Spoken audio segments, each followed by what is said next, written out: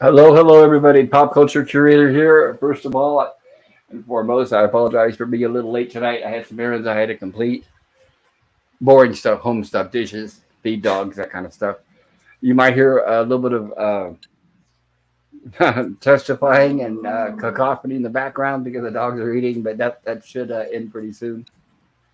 And I know we had some people here in the chat really early, so I want to cover them first because I really appreciate you guys coming in. Lemon Pie says, "Howdy, Pop. Howdy, Pop." Forgive my speech tonight, guys. I have not been drinking yet, Need me to help but with it? yeah, thank you. Yeah, I appreciate that. Thank you, Gorilla. Alrighty. Well, let me get up to the top here. So Lemon says, howdy, Pop. Mikey says, howdy, Scurvy. Pop Culture says, hello, guys. Mikey says, hi, Pop. How are you feeling, sir? Getting there, Mikey. Better, I'll be I going hope. to. I'm turning myself in probably tonight or tomorrow morning. I'm looking at hopefully tonight while they're not busy. Yeah. Hanging Ganging in it. there. Ganging. You're Yeah, ganging up on him. You're ganging up on him. right. Imagine being able to type. And I had a pretty good word per minute typing skills, but since I've been having these issues, my left hand is almost worthless. So you're Uh-oh. going to see more typos than usual. Oh gosh. Mikey says, of course, something, sled, I believe. Praying for you guys. Thank you, Mikey. Oh, praying. It looks like a sled. Hanging with a apostrophe or star or whatever the hell that is. Asterisk. Asterisk. Okay. Hungry says, howdy, Pop, at Pop Culture Curator. So good to see you, Hungry. Mikey says, hi, Hungry. Hello, Hungry says, hungry. hola, Citrus at Scurvy Preventer.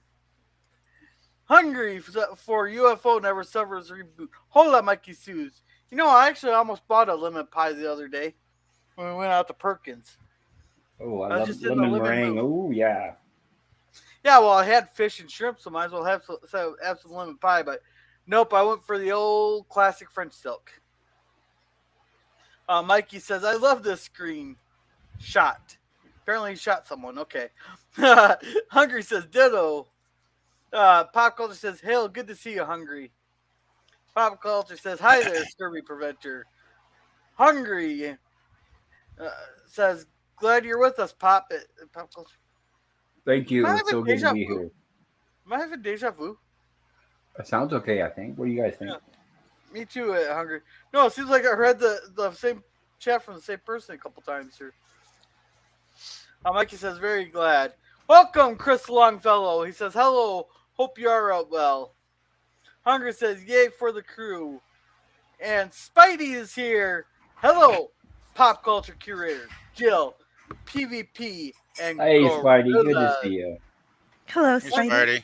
Spidey. Yeah, Spidey's mentioning the rain. It has been raining all day here, actually. Yeah. And Chris says, hungry, hello, friend. Canadian Spider-Man says, hungry, hey there, buddy. Spidey says, MLK, or MIK? Oh, Mikey, I'm guessing. Or Mikey, good day to you. Chris says, Spidey, hi. PvP, I hope you have your canoe ready, eh? It's been raining really hard for so long now. Are you guys in the same neck of the woods? Yeah, we're about maybe 45-minute drive apart, I think, something like that. Maybe an hour, something around there. Oh, nice. Yeah. Yeah, I'm in the central part of the valley, and he's more up in the northern end. But yeah, it's not too far. Okay. Canadian But yeah, says, it's been raining today quite a bit. says Chris, hi indeed, confirmed. Hello to you. I wish I was high. Hi, bud. Mikey says, hello. Yeah, well, what I'm hearing, you can't be soon. They're on the verge of legalizing pot in Minnesota.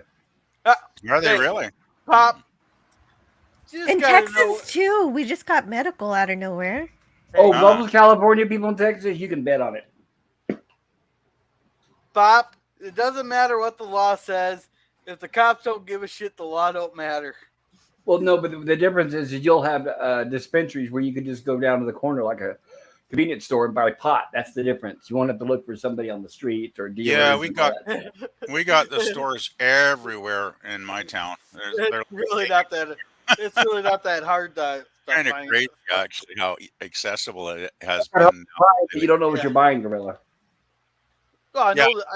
I know Just 3 have to be people, and I licensed. know exactly what I'd be getting. All the stores here are licensed, of course, by the government, so it's all Yeah. pretty much above board. And high taxes. Probably. I actually have never gotten around to buying any myself yet, so. Yeah, But 25% I imagine tax it's in probably California. pricey. Well, At we all? have taxes. We have taxes too. I thought isn't Colorado like 50% tax? No, like regular sales tax is 10%, but on marijuana products, it's 25. Okay.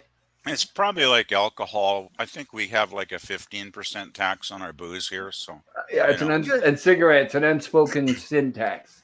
sin Yeah. tax, exactly. Yeah. And just think, we threw a bunch of tea in the harbor over 2% tax. We already lost Jill. I guess we're talking about politics. Oh. Is Jill Oh, we gone? did. She's right Oh, there. she is away. I'm not just She kidding. just changed her avatar. But All right. she's busy with her kids tonight, so that's fine. Oh, So, yeah. I- Well, she always is, it seems. Yeah. um, All right. Mikey says, "Hello, Canadian Spidey." Chris says, "We'll be lurking." So Chris, so basically, you're just gonna be the guy who just sits in the corner and just stares at us. Alrighty. I'm kidding, Chris. I'm kidding. Mikey says hi to Chris Longfellow. Scurvy Preventer says hi, Gorilla, Jill, PVB, Hungry, Chris, Spidey. oh, what a 4. great turnout. Spidey says to Scurvy Preventer, "Good evening to you." Hungry for Ruba. Hola, Spidey. Hi, I'm well, something. Alrighty. Let's start that one. We're all caught up. So, Thank you, Gorilla. And I wanted to say hello. We haven't had a chance yet. How are you doing, Gorilla? I wanted to say hello to my esteemed fellow panelists. and before don't we get worry about started. me. I won't be passed out tonight because I'm not going to be drinking because I don't have any clean shot glasses. Oh, sorry. Well, that's okay. You just two-fisted from the bottle. Oh, Just so kidding. took it from the bottom. Oh, actually, I might have one. I'm not going to drink tonight. My stomach's not going to handle it here. Yeah, Okay. Booze and ribs do not mix. So that word was meringue. Oh, you didn't like my whatever?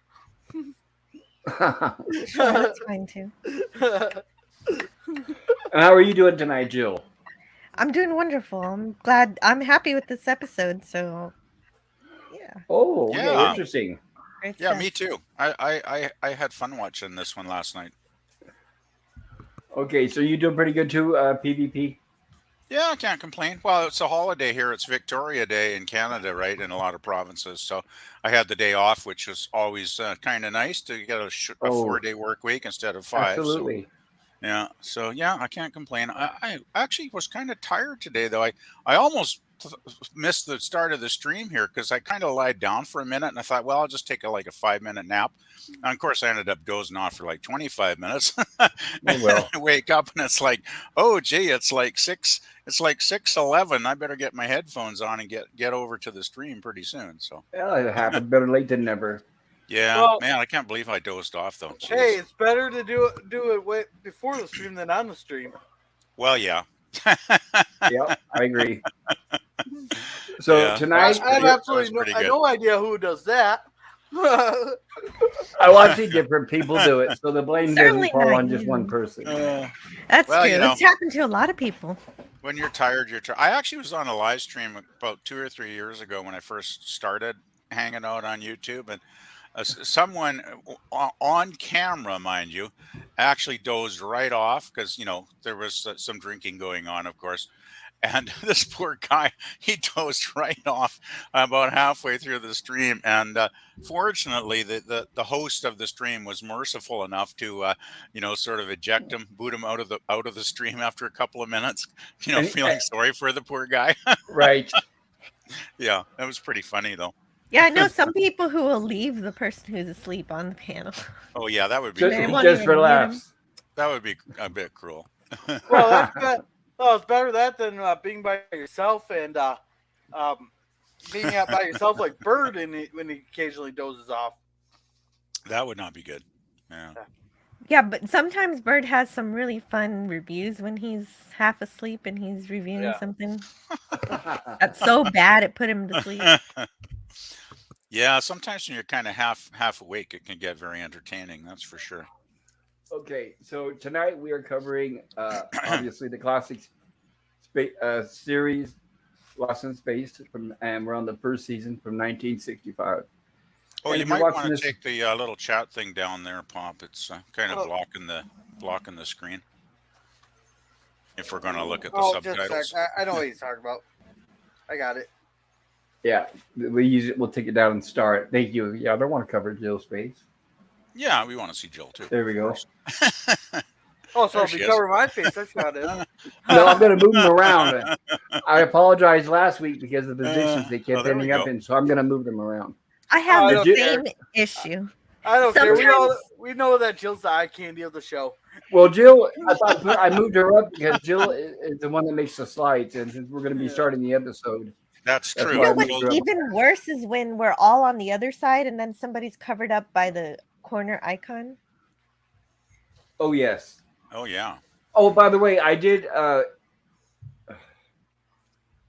import that corner icon. It's a GIF, and I did import an alpha channel one, so I have one that's completely clear. So it is possible to do that. You can put it if you ever do not like you can see the robot on mine versus danger. But Yep. if you ever do not want one, you can put in a blank alpha channel, and it will show up, and won't show up. It'll just be clear, and then you won't see it. So there's a way to get around that if you don't like that. Oh, interesting. You could also turn it off. There's an off, of course. I didn't look for the simplest solution. That's typical me. When you look at that, Hey, but that's pretty cool though. yes, I don't you're mind right. the robot though. It's kind of fun to look at, I guess. Okay, so tonight we're covering The Sky is Falling. This episode aired November 17th, 1965. And as we'll be getting here, we'll start it with the credits. Of course, I lost my place. You know, last week here on this beforehand, I don't think I got to comment on this thing here. I was just, I gotta say, I was absolutely amazed at how clever he thought he was being by getting out of doing any work by saying, "But I'm being the lookout." Someone has to watch the skies in case the ship comes to alert everybody. That's right, in case any of you get rescued, right? Yeah. So Yes. this episode is teleplay by Barney Slater and Herman Groves, story by Herman Groves, script polishing by Anthony Wilson, and directed by Sobey Martin. This will be the second time Sobey Martin directed an episode since The Hungry Sea. Irwin Allen liked his work on The Hungry Sea, that's why he brought him back. And it says here in the book, by the way, now, once again, I apologize. I'm reading from Lost in Space, the authorized biography of a classic sci-fi series by Mark Cushman. I recommend it. You can find it on Amazon, as well as others for those that are not on Amazon. And it says The Sky is Falling is not one of the more exciting episodes of Lost in Space, but it is somewhat profound and surprisingly adult for a series targeting youth, especially. Somebody pop. I heard Agreed. a pop. I really like this one. Yeah, me Okay. too. Yeah. It was a good, Sorry about good, that. well-written episode. No, I you're thought. fine, Gorilla. Very Star Trek-ish. Oh, we got Yeah, Gorilla on here too. It was a lot better than the previous week's episode, I thought, that's for sure. Right. Yeah, It they says- get Smith right in here. Yeah. Yeah, can Just I a say better something? story. Preliminary thing I really liked about this episode. What's That's that? covered in set. I liked, like, we all know that they met some other aliens and all that. I liked how they could not communicate at all, and each one thought that they were hostile throughout the entire show. And they had the one until finally they showed a gesture of good faith, and they were able to finally relax and come together. Yes, I agree. Yeah, well, it was basically the kids that brought them together at the end, right? Yeah. Will and his little buddy, his little alien Yes. friend. You know, they kind of saved the day, basically. Even though it was probably Dr. Smith's fault, but that's a whole different story. Oh, Well, that was it, yeah. Probably, definitely. Smith was the Who he was decided the, to give him? Who decided to give him a gun again? Yeah, I know, Smith was the right? catalyst. I seriously thought they gave him an unloaded one, to be honest. Just in case he tried anything. I thought they seriously gave him an unloaded one. Yeah, they should never give Smith a gun. Oh, that would have been good for a laugh. So Yeah, this Smith made almost messed it up again this week, didn't he? The Sky is Falling is not one of the more exciting episodes of Lost in Space, but it is somewhat profound and surprisingly adult for a series targeting youth, especially the under 10-year-old demographic. This may be this episode's most admirable aspect, that it presents a morality play much in the manner that Star Trek often did, to inspire and enlighten the young, as well as the more mature viewers. The story's theme promotes the possibility of trust and peace, even between strangers. This message was very relevant in 1965. The Cold War between the U.S. and the Soviet Union was at a heightened level. The U.S. was escalating its involvement in Vietnam, and there was social unrest and racial strife in America. Smith makes the argument for the Hawks, John Robinson for the Doves, but John struggles with his beliefs and questions his lack of action, bringing forward the effective dramatic device of inner conflict. The script began with Herman Groves, who was 38 at the time, and his fifth year as a TV writer. He specialized mostly in westerns, Restless Gun, Bonanza, and things like that. But it was his second Lost in Space assignment. His first one was called Refuge of the Damned, that he wrote treatment for, followed by 2 drafts of a teleplay before the script was put aside by Irwin Allen and left unproduced. Huh. 2 months later, he turned in this one after treatment, and the first teleplay had been written. Groves' assignment was cut off by mutual agreement, so they did not like his work. Huh. Gee, I thought that's kind of strange, actually, because I like this episode. Yep. Buck Houghton was on his way out, so Houghton was preparing to exit the series and would be gone by the end of the first week of October. Meanwhile, Irwin Allen and Tony Wilson did not feel that Groves was connecting with the new direction they wished to take the series. Groves was given the option of doing a substantial rewrite or withdrawing from the assignment, and money already received but forfeiting half of the screen credit and ensuing residuals paid for repeat airings. Groves chose to exit. The new writer would receive the $1,500 balance due for the script, for which he would rewrite Groves' first draft, addressing notes from Tony Wilson. Huh. So that's when we bring in writer Barney Slater, who was a highly respected as a screenwriter, someone Allen and Wilson left fortunate to have, who worked on a lot of Irwin Allen projects as well as other things. Go ahead, Grilla. How close was this to the Cuban Missile Crisis? Well, That would have been a few I know that years. I think that was was not- 1963 or something, so it would have been a few years before this. Okay. Yeah, so this would be a few years after. Oh, I'm not unfortunate exactly that sure, Erwin but I think didn't it was around like it. 63. And as for Herman Grove, by the way, they may not have liked him, but he did move on to multiple assignments for Hawaii Five-0, Vegas, Walt Disney's Wonderful World of Color, and Fantasy Island. So it's not like it ruined his career, so he still did go on and do some fairly popular work. All right, I'll be right back. But I liked Oh. him writing these episodes. Yeah, I really liked the writing in this episode. I thought it was very mature, a very mature script, compared to some of the other scripts of Lost in Space. So, Well, apparently, Irwin Allen didn't like the pacing. He thought it was too slow. So he was giving notes. wow. Go ahead. Yeah. No, I thought the pacing was fine. Like I thought it was a very thoughtful, intelligently, written and paced episode. I thought it was very solid personally. Well, here's an example. Concerning Slater's second draft, delivered in October 1965, Irwin Allen wrote to Tony Wilson. Page 40, scene 156. I am confused by the lack of interest on the part of Robinson and Don as to the presence of the aliens. Don seems to know the aliens came in capsules and where and when they landed. This would have been the first place they would have looked for Will, but they chose instead to comb the territory. Neither Robinson or Don have as yet seen the aliens. The ending of Act 2 and Act 3 are not very exciting. I don't Alan think would this never- episode was about exciting, really, though. That wasn't the point of it for me. It wasn't. I don't know if Irwin Allen was looking for a shootout between the two or whatever. Probably. To me, it was exciting because of the tension between the two species. Yeah, it was But a I lot do of have to be right back. suspense. The suspense was good. Right, and it says right here, it says Allen never would get more excitement added into the script. It wasn't that kind of story. However, there was a good bit of hand-wringing and debate among the characters and lamenting before a brief exchange of laser gunfire. This episode was not high on Alan's list of those to be repeated on CBS. Okay, so now we're ready to get started. And thank you for the slides. A wonderful job again, Jill. Everybody thank Jill for the slides. You know, the story doesn't need to have a lot of action to be good and exciting. Exactly. Well, no, but what's interesting too is back when they were writing this, they had no idea how our opinions, we're looking at it through 2023 eyes, and they had no idea how we would look at it. And most audiences these days probably would not like an episode like this, but I like it too. I like the fact that it's not Star Wars. I'll put it that way. It's not always people shooting each other and all that kind of stuff. Yeah, well, it kind of goes against the conventional sci-fi tropes, right? Because generally the aliens are dangerous, or the aliens are, bad guys, or, all that kind of stuff, which, has been done to death over the years, let's face it.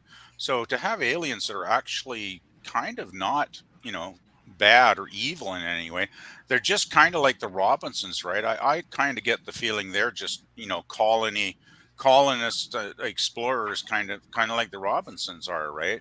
And they're just kind of going about doing their own thing, and they really don't have any ill will towards the Robinsons or anybody else, if they're left alone. So I thought it was a very mature script, actually. Oh yes, definitely, I agree. Right. Should we catch up on chat real quick? Yes, go ahead. Okay. Thank you. Mikey says Jill will be pronouncing difficult words in place of Mikey tonight. Lemon whatever pie. I'm kidding. Lemon meringue pie. Lurking says Phantom Boomer. Welcome. Hungry for a Rubo says hola Fanty. Hungry says hope you're well, Chris. Mikey says hello Phantom Lurker Boomer. Phantom says hi Hungry, Chris, Mikey, Spidey, Jill, Pop, Gorilla, and Scurvy. Hello, Phantom Boomer. Scurvy says, hey, Phantom. Spidey says, Phantom, good evening to ya, sir. Oh, I just had the sir, but, Hungry says, laughing my ass off, Jill. Smith plus Goods is as bad as giving Paramount another chance. Hey, Canadian Spider-Man, almost 250 subscribers. Nice work. Good job. Wow, yeah, congratulations. Is he talking about you, Canadian Spider? No, he's talking about you. Oh, thank you. I didn't even know. Thank you. Yeah, I noticed that today when I came on. It's like, wow, 249. Like, we need just one more, and you're at the big 250 mark. That's pretty awesome. Hey, Jill, is it true that Mama Pray was your number 399 or whatever? Is that how it worked out? No, I feel like she was my 400th. I'm just considering it that. Oh, the 400. That's right, because on Birds they said you had 399, and then I heard her say that she was going to sub. Yeah, so I think she's my 400th, and I'll give her that title because I did reach 400 because of Bird of Prey 5 stream. Yeah. So thanks to Bird. Yeah. Well, I just literally passed Jill there. I'm at the magical number. Hooray! Great job. Yeah. I almost need to go get some special stuff for 420. Well, barely you can easily, right? Yeah, I know. I literally could just make a phone call. They'll be questioning why I'm getting it, but that's a whole different song because I'll be right. If you really want me sleeping on the stream, I'll be upside down in this chair sleeping on your stream there. And Mikey says, please subscribe. Hit the thumbs up button. Click the notification yellow triangle for future and content and videos. And here is Thank you. I Voice appreciate channel. Alrighty. Yeah, definitely check out that link, everybody. Alright, I'll cover PvP here. Okay, thank you. Yes, we definitely want to see PvP. Thank you. Okay, so here we have Dr. Smith apparently on assignment at his post, and Judy comes and tells him they need his help for work. And he says he is busy working, and she says, well, what are you doing? And he has her sit down next to him, and he says, look up there in the sky. What do you see? And she says, nothing. He says, precisely. He's out. He's on the lookout in case a ship comes by and decides to rescue them. Doctor Short is never short of excuses. Yeah, I don't think Dr. Smith there understands sarcasm, because I picked up that sarcasm the whole time she was talking to him. Well, of course. And that reminds me, Jill. You know that the guy who plays Doctor Smith, Jonathan Harris, voiced the grasshopper in The Bug's Life, right? No, that's really awesome. Because you've seen that, right? I mean, you have kids. I'm sure you've seen Bug's Life, right? Yes, I have. Yes, he did the grasshopper. That was one of his last roles before he passed away, sadly. Huh. Wow. That's kind of funny because in the old fable, the grasshopper is also the one who doesn't want to do any work. That's excellent casting. I thought so too when I saw the movie. That is good casting, yeah. Right, between him and Phyllis Diller, those were my two favorite castings on that movie. I mean, that's when Pixar used to make really good movies. Sad those days are over. Dr. Smith's the only guy that can work at being, lazy like this, right? Like this is his kind of work. Well, PvP, you know what there's an old saying there that if you want to find the fastest way to do something, hire a lazy person to do it, because they'll find the fastest way to get it done. So they get it done. Yeah, oh, that's good. Of course, Smith, he even messes this up, right? Because, he's supposed to be like paying attention on guard to watch for alien, objects. And then what happens? We get an actual alien object, and he's like caught totally off guard until it's pretty much right on top of him, right? Well, that's the funniest thing. He's so lazy that he can't even get up, even though this object is moving very slowly. I know. It's hilarious. It's hilarious. Well, he's so cheap he can't even pay attention. Yeah, he's just totally clueless. It's just I thought that was pretty hilarious, actually. Yeah. I want to And of mention course, here, he totally loses it when the thing gets right up to him, and there's a note in the book. It says, with this episode, we can get a sense of what Lost in Space may have been if producer Buck Houghton had stayed. For this story was first assigned during Houghton's tenure at Lost in Space. Smith's character is played straight, and the robot is kept in the background, staying clear of comedy relief. The story's pace is deliberately slow, perhaps to emphasize its theme. So that's another thing, because like in the last episode, we were talking about Dr. Smith was played more on a comedic level. But this episode here, and we mentioned that it seemed to depend on the writer how we get Dr. Smith portrayed. So now in this episode, he seems to be a bit more a straight character, not so much comedic. Yeah. Like, aside from the here in the beginning where he's working or making excuses. The thing is, I find him funnier when he's being played straight, when he thinks that everything he's doing is perfect and he's absolutely brilliant. Yes, I agree. I kind of like it when they take him seriously, like this episode, because they kind of give him back a little bit of his darker side to his personality in this one too, right? Because he's really being a real troublemaker in this one, basically. He basically causes the problem between the Robinsons and the aliens. Without Smith involved, everything probably would have been fine. Oh yes. And I love until somebody sneezed. Oh yeah, that was an interesting part of the episode, actually. But I love this. How this obviously, I mean, there's not a lot of money spent on the budget for this probe or drone, but he definitely takes it seriously. And one of the claws even sticks inside of his mouth. I thought that was kind of funny. All right, so I showed this to Minnie here, and he freaked out on it. Oh, really? He did not like it at all. It is kind of a weird looking thing. I don't know if you heard him. He just screamed he liked it. Oh, that's good. It's kind of like a crab, almost like a crab spider kind of thing, I guess. Did they ever say what the purpose of that thing was? Yeah, it was collecting soil samples and air samples. So it was basically like our landers on Mars. So basically, probe makes sense. So basically, they got told it's a high carbon dioxide environment there with the probing Dr. Smith's mouth. I guess so, right? All that hot air. All that hot air. Yeah. So the temperature is extremely hot and full of carbon dioxide. So It's Dr. kind of like Smith, the robot in a way. It's like the environmental control, yes, mechanism it that is. goes That's out and what it checks is. stuff, Yes. right? Yeah. Yep. And Dr. Smith runs back to the Jupiter 2, and of course they don't really believe him at first until he shows them outside the window that there it is, and it's headed towards the ship. And as we can see here, they feel that they're safe inside the ship once they close the door, but it dematerializes on the outside and rematerializes on the inside. That's the other cool thing. They get transporting. Yes, Yeah. it does have the capability of Another transporting. Star Trek kind of thing. Yeah, exactly. They even mentioned that that's some of the lines here that there was I think it was Professor Robinson that says that theoretically about transferring matter from one location to another. Yeah, that was total Star Trek. Yeah. Before Star Trek. Yeah, true. And here's where he bumps his foot against it, which immediately deactivates it. So they decide to take it down to the lab and they're going to examine it. And Dr. Smith says he's going to go lay down, and they said, no, we need your mind to examine it with us. Oh, boy. And here's where they take it apart, and they say the central control unit is run by a selective computer.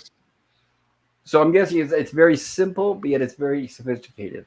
That's kind of fun, too, about this episode. They don't let him get away with being away all the time. They make him be part of the group, part of the crew.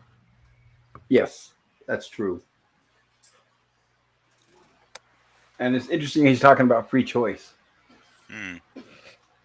As far as, I guess, what we would call AI these days. And there's where he's talking about the wild theory about dematerialization. We've broken down and reassembled at another point. Yeah, I really like this script. I think I'm disappointed this writer didn't get a chance to do more, because I thought there's some very intelligent plot points in this episode.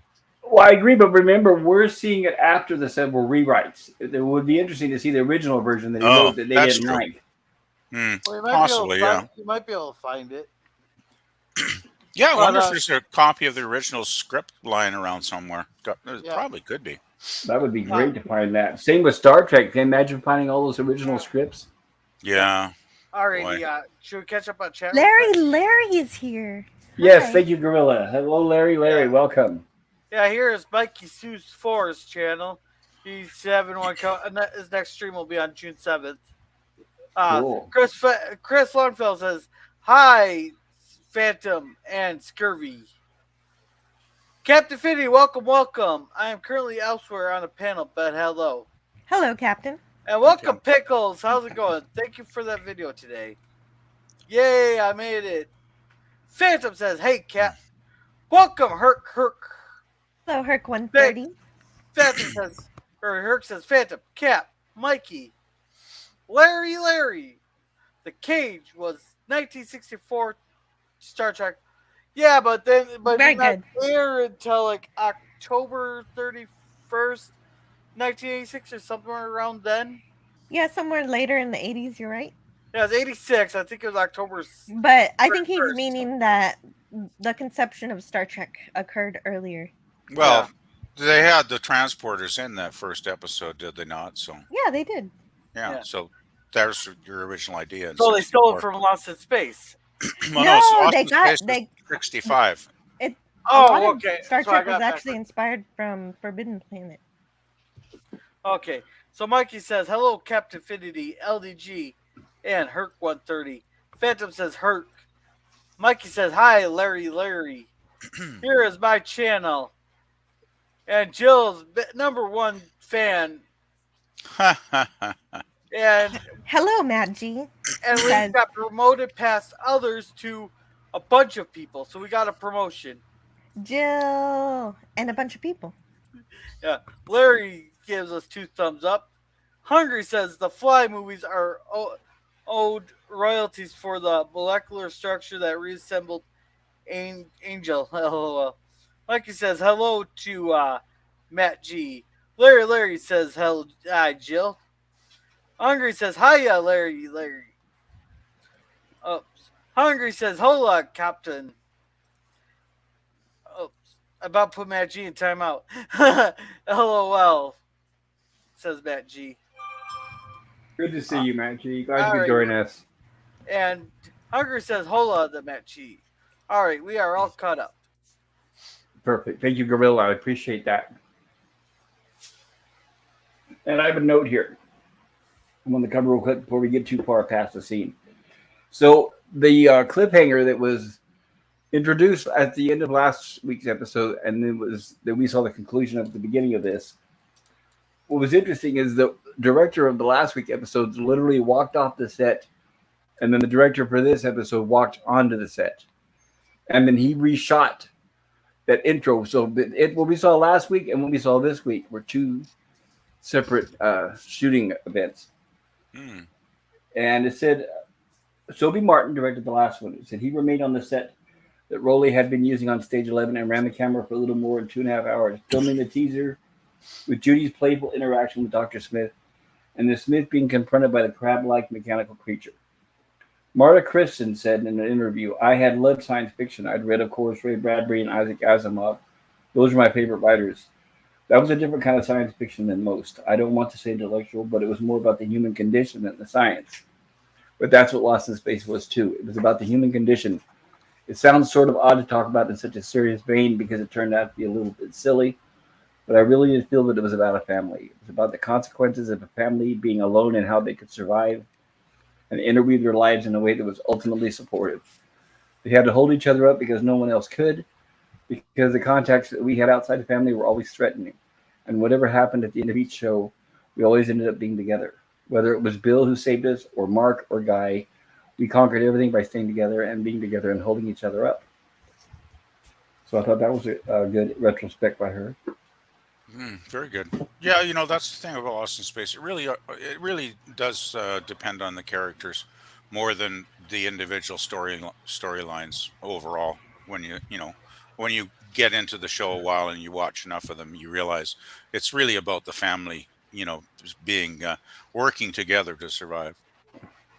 Yes, every week they encounter some sort of threat or protagonist, and they deal with it together. Yep, exactly. So here's where they're back to. Sorry if I'm getting off tangent, everyone. So now no, that's not off tangent. I think this episode had the perfect amount of silliness. Just enough. Yes, I gotta admit, sometimes it lightens the viewing. So here's where Professor Robinson removes this little tray out of the back of the probe and says it has some geologic samples. Probably takes atmospheric ones as well. So yes, it is similar to their robot. So now that they realize that they might have visitors, good thinking once again. Our good doctor has a solution to the problem. Destroy it, of course, because that's all Dr. Smith wants to do. You're a self-centered, selfish individual. And Don's always reading them. Yeah, I thought Don's just totally on target here in this scene. It was hilarious. He's totally telling it to Smith, just like Smith should hear it, because Smith is just so selfish. You're right. I think Don speaks for us, the viewers, possibly, right? Yeah, pretty much, yeah. So here's where they make a lovely looking space cake, and look, that's wow. Yeah, I never consumed a cake quite as fast as that. Excuse me. The cake disappears. Now they surmise that the probe may have taken it for samples, but how do we know it wasn't the family, right? Well, I guess they've established the family's not there yet. That's right, because the probe was sent ahead of time. Yeah, it is a bit of an odd part in the episode, though. I don't know why the probe would need to, take the cake. Literally, I know, right? Maybe it was for humor. Weird. Yeah, that's one part of the episode that kind of puzzles me, to be honest. It could have been thrown into light. Maybe it's trying to figure out, though, like by analyzing the food that the Robinsons are consuming, it's kind of trying to figure out their biology, maybe. Possibly.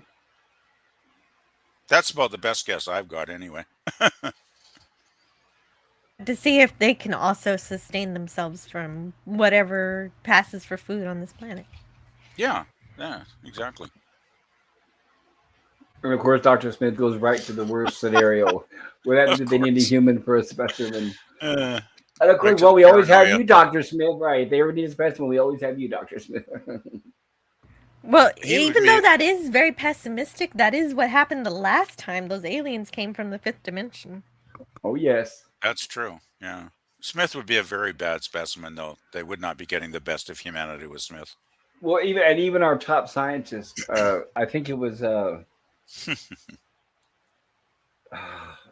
my mind just doesn't serve me. But who's the guy that was in the wheelchair that had to use a computer? Stephen Hawking.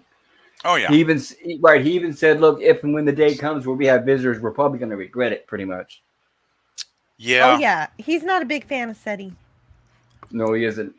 Yeah, well, any alien race that's far enough advanced over us to have actual functional space travel to go long distances, we'd better be very very lucky that they're nice when they do arrive, because if they're not, we're pretty much done for, I'd say. Yeah, you never know what they want. Resources, slavery. You have no idea what they could possibly want. Exactly.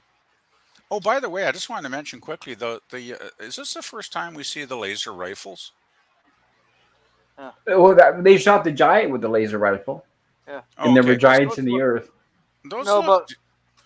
I thought they used the pistol on the giant. Well, I mean, no, they did have the rifle, didn't they? That's right. Yeah, but right, because Gorilla brought that point up. He said, "Why did they use the rifle the first time?" Yeah, these rifles look different though. They look more, beefed up. More, sort of like bigger rifles kind of thing. That is possible. That is possible. They may not be the same ones, or they may be modified. No. Sorry, go ahead, Gorilla. But PvP, we don't need aliens to come over and kill us all. We're doing a pretty good job of that ourselves. Yeah, we've been trying for many thousands of years. Yeah, well, we actually got the tools now. Oh yeah. Let's hope it never goes to that extreme, because Well, to be honest, you guys are right, but to be honest, it's not the populations that are killing each other. It's the people we have in charge. They're our enemies. That's always been the enemies of the population, right? Right. It's not people like our neighbors killing neighbors, or like the Chinese people killing the American people. No, it's the governments that is the curse of this entire planet. Yeah, I think most average people just want to get through the day, get they do. And, go to sleep at the end of the day, right? And without the greed, the corruption, the wars that the governments have, I'm sure we would all get along great, right? Oh yeah, it's the ruling elites that can lead us down some very dark paths. Yeah, everything is for power and money and glory. Yes, I do. So like these rifles are very cool, though. That really caught my eye last night when I was watching this. I thought, wow, these are really cool looking guns. So here's what we have. I think this is the scene that Irwin Allen was writing about, because Don and Professor Robinson were walking. Will Robinson managed them all excited and tried to tell them, "Look, there's a guy, there's an alien, and all that." And they did not take it very seriously, and they didn't seem to be in much of a hurry. So I can understand why Irwin Allen wrote that, because I thought that too when I was watching it. Yeah, they are a little nonchalant about complacent. Yeah, it's like, oh yeah, really. It's like obviously there's this ship here, like it's like something's going on. So felt like maybe they wanted to be careful. Yeah. Well, they did. Well, and Professor Robinson did mention that. He said they didn't want to be misconstrued as hostile. That's true. I do think the alien guy is very, very cool. He's a real cool looking dude, with the headband and the whole thing. The medallion. Yeah, he's kind of like a laid back kind of alien dude, right? He's got sandals. He's got sandals with socks. You can't go wrong there, right? Well, that's it. I mean, I just get that feeling like he's probably the guy that would, have some of the herbal, remedies on his ship,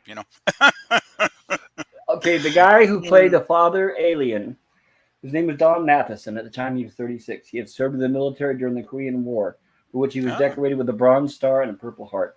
Wow. He also served as a policeman in Detroit. Wow. Well, now he was an actor, having had small roles on the Alfred Hitchcock Hour, McHale's Navy, The Gallant Men.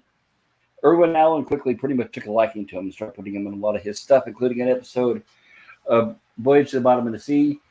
And then, as we all know, for us, which another reference we're always making, he ends up being one of the co-stars, one of the leads of Land of the Giants. Oh, really? I didn't realize that. I haven't seen that show in many, many years. Gosh.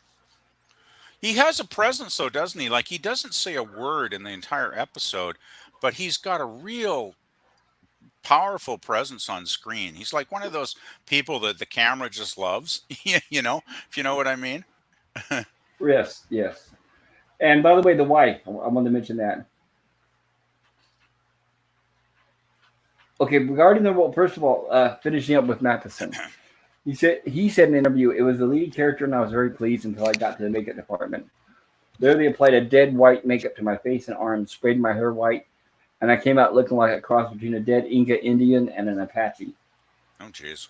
Francoise Bergeri, the wife, was born in Paris, France, but didn't have to worry about concealing her French accent when she played the mute alien wife and mother Moella. She was 27. She had just completed her first of 2 episodes of Voyage to the Bottom of the Sea and Wild Wild West. Eddie Rawson playing the son Lunan.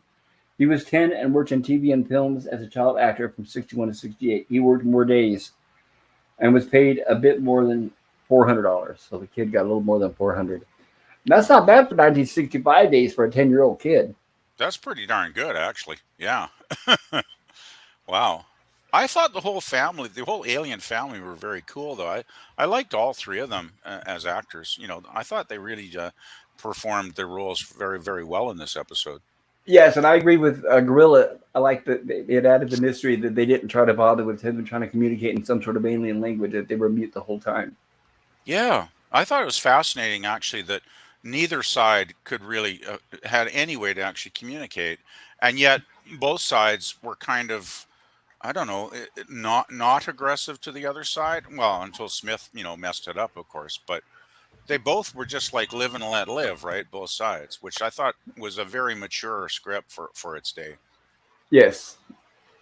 So the inflation calculator says that in 1965, $400 today would be $3,852. Ooh, bad. Sweet. For 1 week's work? Oh, yeah. Boy. Yeah.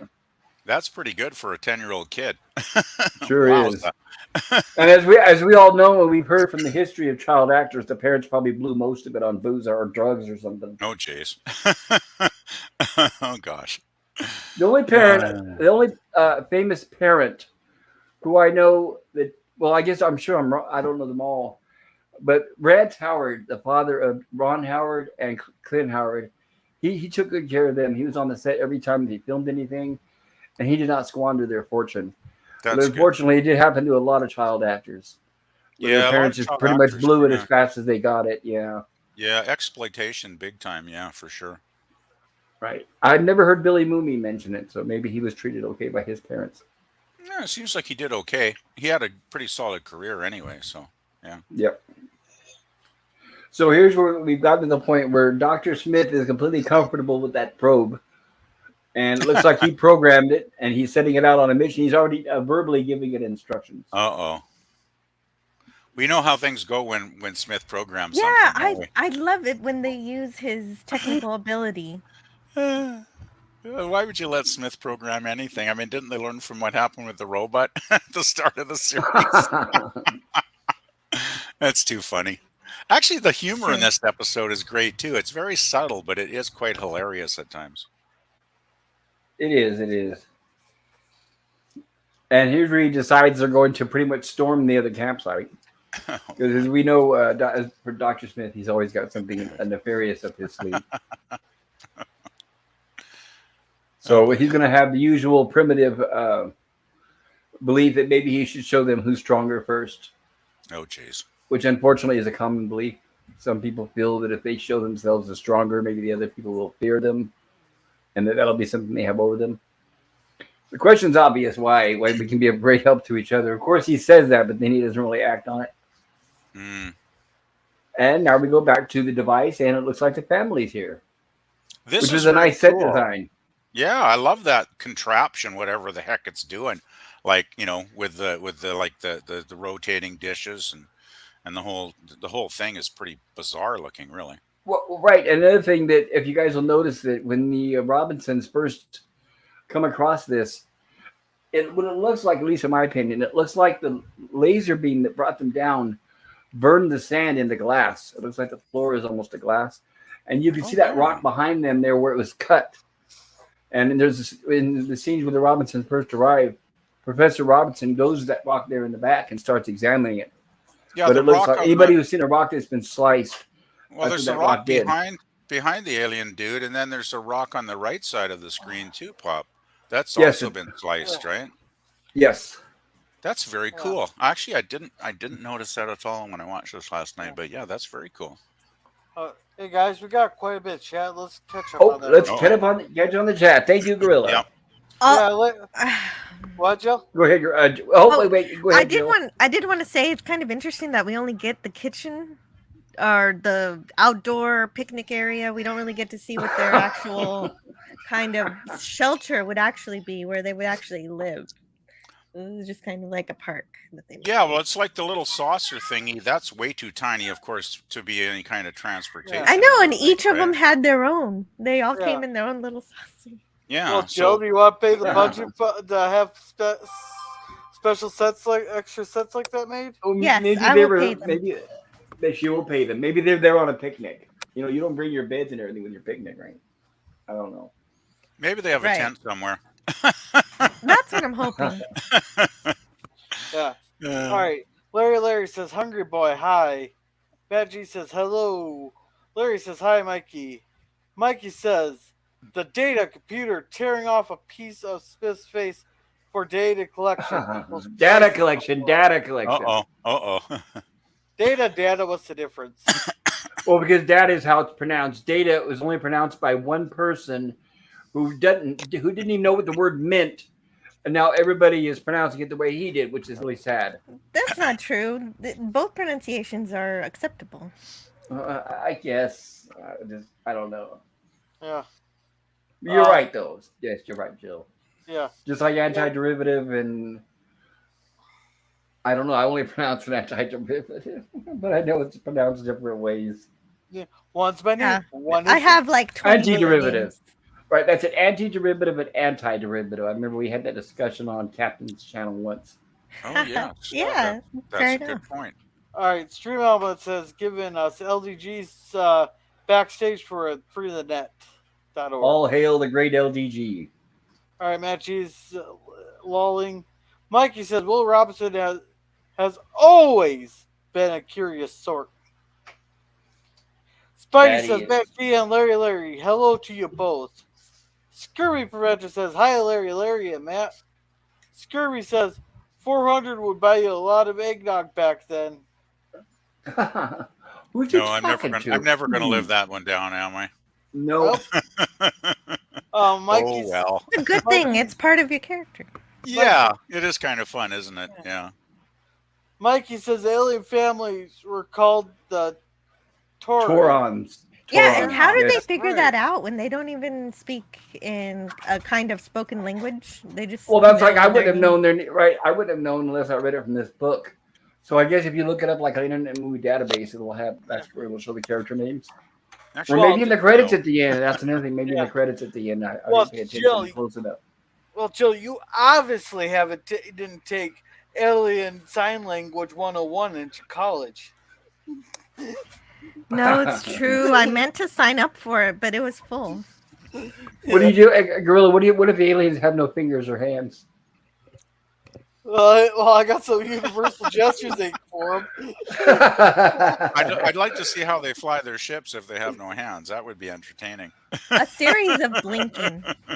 Telekinetics, perhaps? Yeah, I guess. Oh, maybe. yeah, because you can communicate with through Morse code with your eyes. There's a famous Vietnam POW that did that when he was forced to read a note that says how well he's being treated in the camp, but he blinked out in Morse code torture. Oh, that's cool. Wow. Yeah, I can't remember. Imagine it happened. They made fun of that on one of the Hot Shots movie with Charlie Sheen, where his commander, played by I can't remember the actor's name now, was captured, and they were doing a hostage video, and he was saying, "Oh, I'm treated wonderful. I'm doing absolutely fine," and he's winking and doing all these kind of codes at the same time. But yes, it has happened before.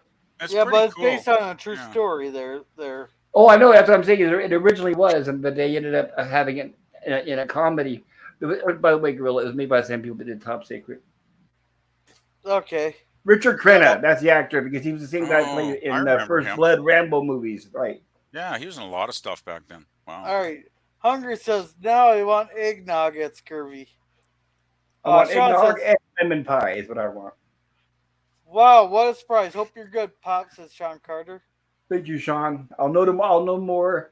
I'm going to the hospital tonight or tomorrow. I'll know more and I'll keep you guys up to date. But I'm sorry. Just to let you know, I don't know if I mentioned it, but I probably won't be able to be home to do my horror stream tomorrow. That's why I didn't put the poll up. And I That's don't know if okay. I'll be home by the next day.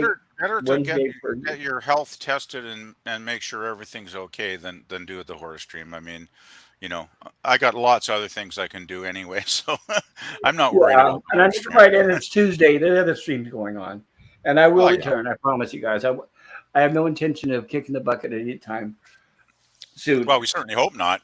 No. The Lost in Space streams would kind of suffer, if that happened, Pop. Yeah, slightly, wouldn't they? And I guess I would too. That wouldn't be fun for me either. No, that wouldn't be good. That No. wouldn't be good at all. No, hopefully I've got a long time till I shift off this mortal coil. Well, that's why you got to find out and make sure what's going on, and get things taken care of. Yeah, I will. I don't want to give away too many details, but once I find some, because, and by the way, everything I think, I'm just guessing because it's like, okay, it hurts here, and I'm guessing maybe this, it could be this, it could be this. Yeah. So I don't really know, but I'll know more tomorrow instead of just. It doesn't hurt to get a professional opinion for sure. Yeah. Well, if that's what you want to call them, but yeah, I'm just kidding. It's better than taking a guess, right? It is, right? I'll just spin the wheel, right, and find and see flip what a it lands coin. on. Am I healthy or not? Let's flip this coin and see what happens. Yeah, according to I'm heads. That means I must be doing good. Okay. There you go. Okay. So anyway, this is a very cool. All right. This is a very cool still. All right, Canadian Sir Spidey says, Sean Carter, hello to you. Hey, Spidey. Scurvy here says, hungry, me too, always. Mikey says, LOL at hungry. We've got 6 more months before eggnog. Laughing my ass off. Well, Mikey, you obviously don't know PvP.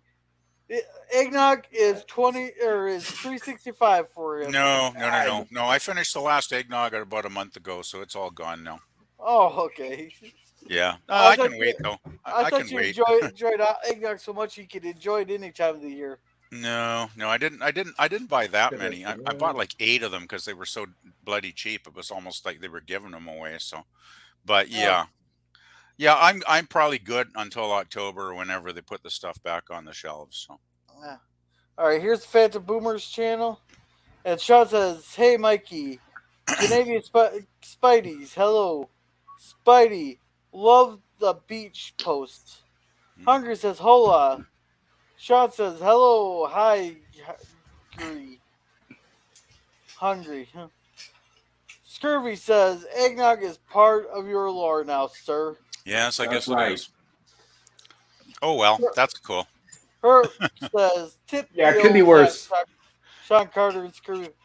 Well, it's better to be known for something than nothing at all, right? So Yeah, and Scurvy waves at her. All right, we're all caught up now. Thank you. So here's where Dr. Smith comes and tries to, let's just say, establish communications with the aliens, but with not much tact. I love the alien stance here. He's got his arms folded. He's looking at Smith like, "Are you kidding?" It's pretty funny. He's really kind of giving him a stare down there when you think about it, isn't he? Maybe he's smarter than we think, and he's suspicions there's something going on more than meets the eye, I guess. Since they don't seem to have language verbally, maybe they're like telekinetic. Maybe they can read minds or something. That's what I'm thinking, right? Because as you mentioned, you look at his stance here, which is a defensive stance, but he seems to be more at ease when Professor Robinson approaches him. He's almost curious too, though, right? He's like he's trying to figure Smith out. I think maybe. Well, he could tell that Dr. Smith is full of shit because his eyes are brown. All right. I noticed the alien, his wife, the alien lady, she's looking pretty concerned here too, isn't she? Like she's noticed something's going on. So they maybe are mind readers of some kind. Or it's possible that they don't understand it. Obviously they don't understand what he's saying. But maybe they get the gist of what he's trying to communicate without exactly understanding every word. Yeah. and then like I said, once again, maybe they're smarter or they're very sensitive and they just know that he can't be trusted. Well, they do seem to be very, as I mentioned earlier, they seem to be very laid back, kind of, gentle, passive kind of aliens. They're not your usual, scary alien trope at all. So, they are quite thoughtful, it seems. So, yeah. Oh, well, we just wait till we get to the werewolf episode, right? Uh-oh. Werewolf episode? Well, that's just one of the. It happens off camera, but I'm sure you remember it's in the first season where they get the rednecks, the Okies that come landing. Oh God! You right, have to that one. right. So you're talking about family. It's like, okay, right. It's like Hee Haw and Lost in Space mixed. That is a real low point of season 1 for myself, as far as I think we're all gonna when we get to that one. That's gonna be the alternative factor of season that'll 1, be possibly. fun. Yeah, that'll be fun. That one, in a bad way. It makes like, Spock's brain look like gold. That one. Yeah, it's like I haven't looked it up yet, but it's like Moon of the Wolf or something like that. How we were like about half a dozen episodes away from that one or something, probably. I think it's coming up not too long from now. Anyway, it doesn't really matter. I'm looking it up now as we talk. Okie doke. She's got kind of a nice hairstyle, doesn't she? That's very creative, actually, when I'm looking at her there. That must have taken a little while to put all those braids together like that. Oh, we're coming up with some good ones. The Keeper should be coming up soon. The two-parter one, right? Oh, well, yes. I'm getting distracted here. I'm looking at the upcoming ones, and because that's with Michael Rene, right? The Space Croppers. That's the one with the hillbillies. Yeah. That's it. Oh my goodness. That'll be episode number 25. Oh, we got a ways to go then, because this is episode 10, so that's a ways off. Right. This is episode 10, and I'm excited, because this is The Sky is Falling, and the next one's going to be Wish Upon a Star, where I think that might be our first appearance of Mr. Zomdish. You know what I'm talking about, right? Oh, it's been so long. I actually that's don't. The alien machine that grants wishes, and it's like a department store. Oh, that was kind of an interesting one. I think. I know that one's in color, so I don't know if that's exactly what's going on next week, but I don't want to get too far ahead. Mm. And apparently, the closing credits of this episode too, they do list the mother and the father, but not the child. Really? So good thing, like I say, I figured it wasn't worth it, even though he got $400. But I'm glad I read his name here in the out of the book.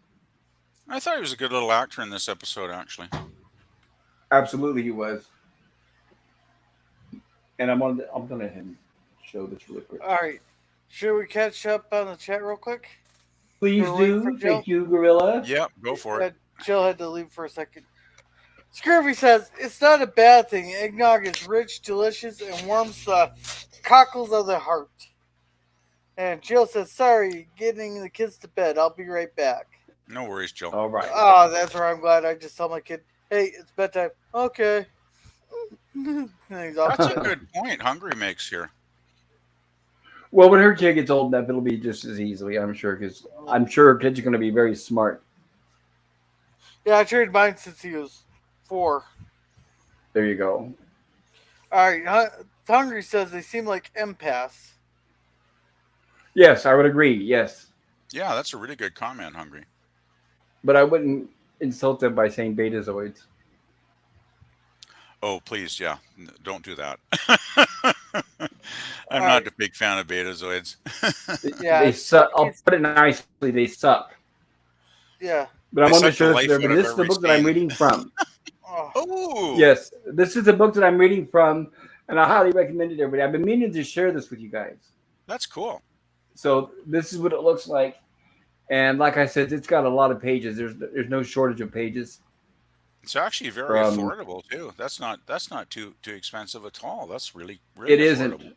I got the paperback because I know it says I don't want the Kindle. I want paper in my hands. Yeah, I like a real book. Yeah. Right, and like I said, this guy Mark Cushman also wrote books on Star Trek and other sci-fi shows from the '60s. So I highly recommend him. If it's anything as detailed as this book, I would say, you want to be there and check that out. Yeah, boy, that would be fun. Jill should get the Star Trek book for her Tuesday streams. I wish I'd have known that before we started the stream. I would have. Yeah. But instead, I bought, well, it's still a good book, but I have Inside Star Trek, which is still, it's got a lot of useful Oh yeah, information and trivia. I used to have that one years and years ago. Yeah, that is a good book. Right. But this one here, this Losses based book, and as you guys, like I've been telling you, it's got actual like production notes, dates, and times when they shot scenes and everything. Yeah, the Yep. details crazy. Like, I'm surprised he doesn't have what time they went for lunch and what they ate that day, right? Yeah, I know, It's right? so detailed. It's crazy. Yeah. Or It's whatever pretty they, awesome. whatever. Can you imagine a life of working on a TV show? And this is 20th Century Fox, so imagine that it's lunchtime and they call lunch. Say, okay, go to lunch, come back, and you go to the commissary. And can you imagine seeing all those movie stars and TV stars all dressed up in costume eating? Oh man, and that would be cool? Oh yes, Yeah, the event of a lifetime. Yeah. Seeing like Clark Gable walk in the room or Betty Davis or something like that. Yeah, and not try to stare at him, not try to stare. Well, yeah, you're sitting in a room full of legends, and they're all there just like eating a sandwich or something, right? That's right. Yes, they're kind of takes it down to reality level, I guess. It does, but it would have been fascinating. That's something I always wish I could have cool. seen. Oh, let me show this again. I'm sorry, Jill. Yeah, when I was a kid, I always wanted to go into the entertainment business, but we had no industry here then, right? So I wasn't about as a 10-year-old to move down to LA or something. So so here's where we have Dr. Smith attempting to negotiate, and I'm not sure he's doing a very good job at it. So sorry, my friend, I don't trust you that much as yet. Of course, Dr. Smith comes with a gun, right, and immediately points at him. We had one more chat here real quick. Thank you, Gorilla. Mikey says Dr. Smith's facial mannerisms are almost always aggressive towards other alien species. I wouldn't want him to be a representative greeting any aliens that officially visit Earth. Yeah, really. No, he's too paranoid. Yes, agreed. I like the alien gun too. It's kind of cool looking. Well, it shows it doesn't need a hole in the end. Thing is, too, it's like the alien guy, holds the gun up when Smith gets aggressive, but it doesn't look like he's actually enjoying having the possibility of a shootout, right? He's got a look of regret on his face, actually. It's like, why do we have to go here? We don't need to do this, right? Definitely. Agreed. I agree. That's exactly what happens. Yeah. Yeah, I really love this episode, actually. I think the writing is amazing.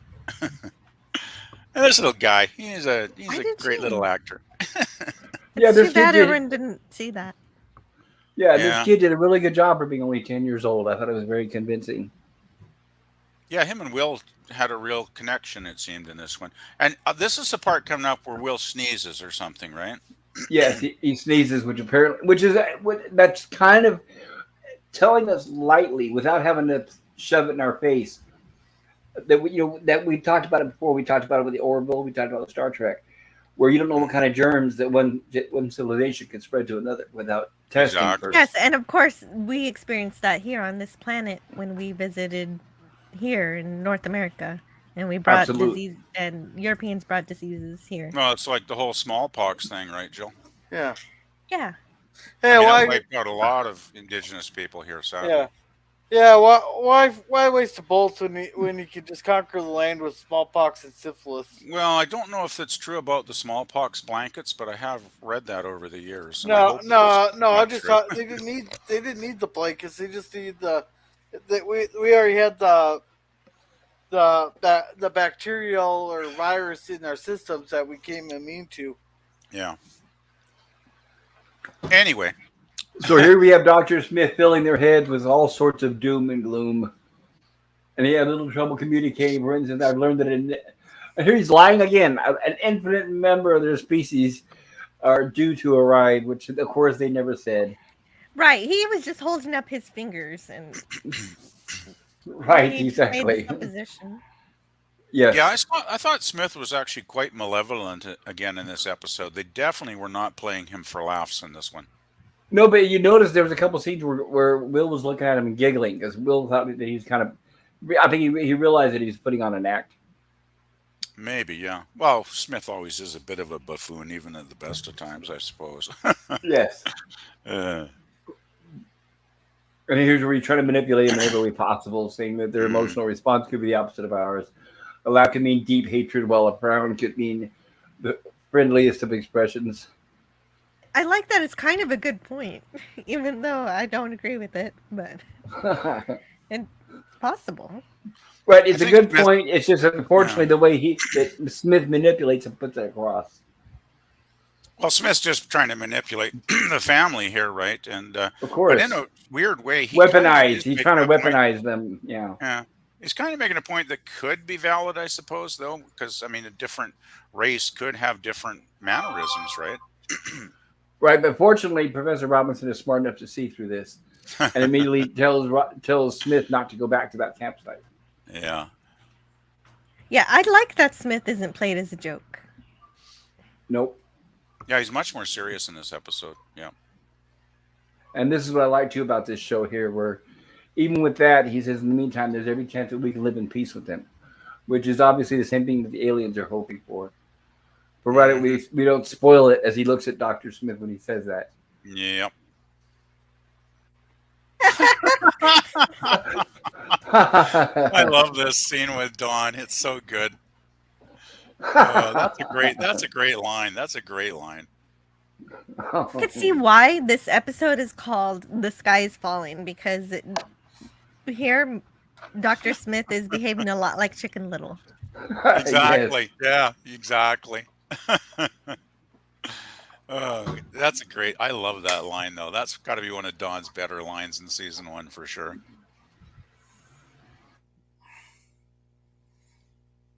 Now Put it's us in interesting too. cages. Oh my. Right, he's saying we'll be freaks and we'll be animals to them and they'll put us in cages, which is a little bit of foreshadowing of a future episode we'll have coming up here. Very At true. least one episode. Smith's paranoia really does get out of control in this episode, though. Just this episode? See, here's Well- where Will, you can see Will's kind of humored at it and he's kind of smiling. Hurry, hurry, hurry. See the strange creatures, watch them eat, drink, sleep. Has anybody in your guys' lifetime, I'm old, so I can say yes, but have any of you guys ever seen a sideshow or a carnival barker? Nope. A No, little on before TV. my time. Like, are you Just talking on about a freak TV or in show? the movies. Are you talking Yeah. about a freak show? Yeah, Yeah. it probably went out in the 50s Oh, or yeah. something, I'm guessing. Yeah, we paid for one and we walked out 5 minutes later. Why is that? It's just like, okay. Well, but here's my question. Doing that. When you walked out, was it, oh, that was a letdown, that wasn't what they told us?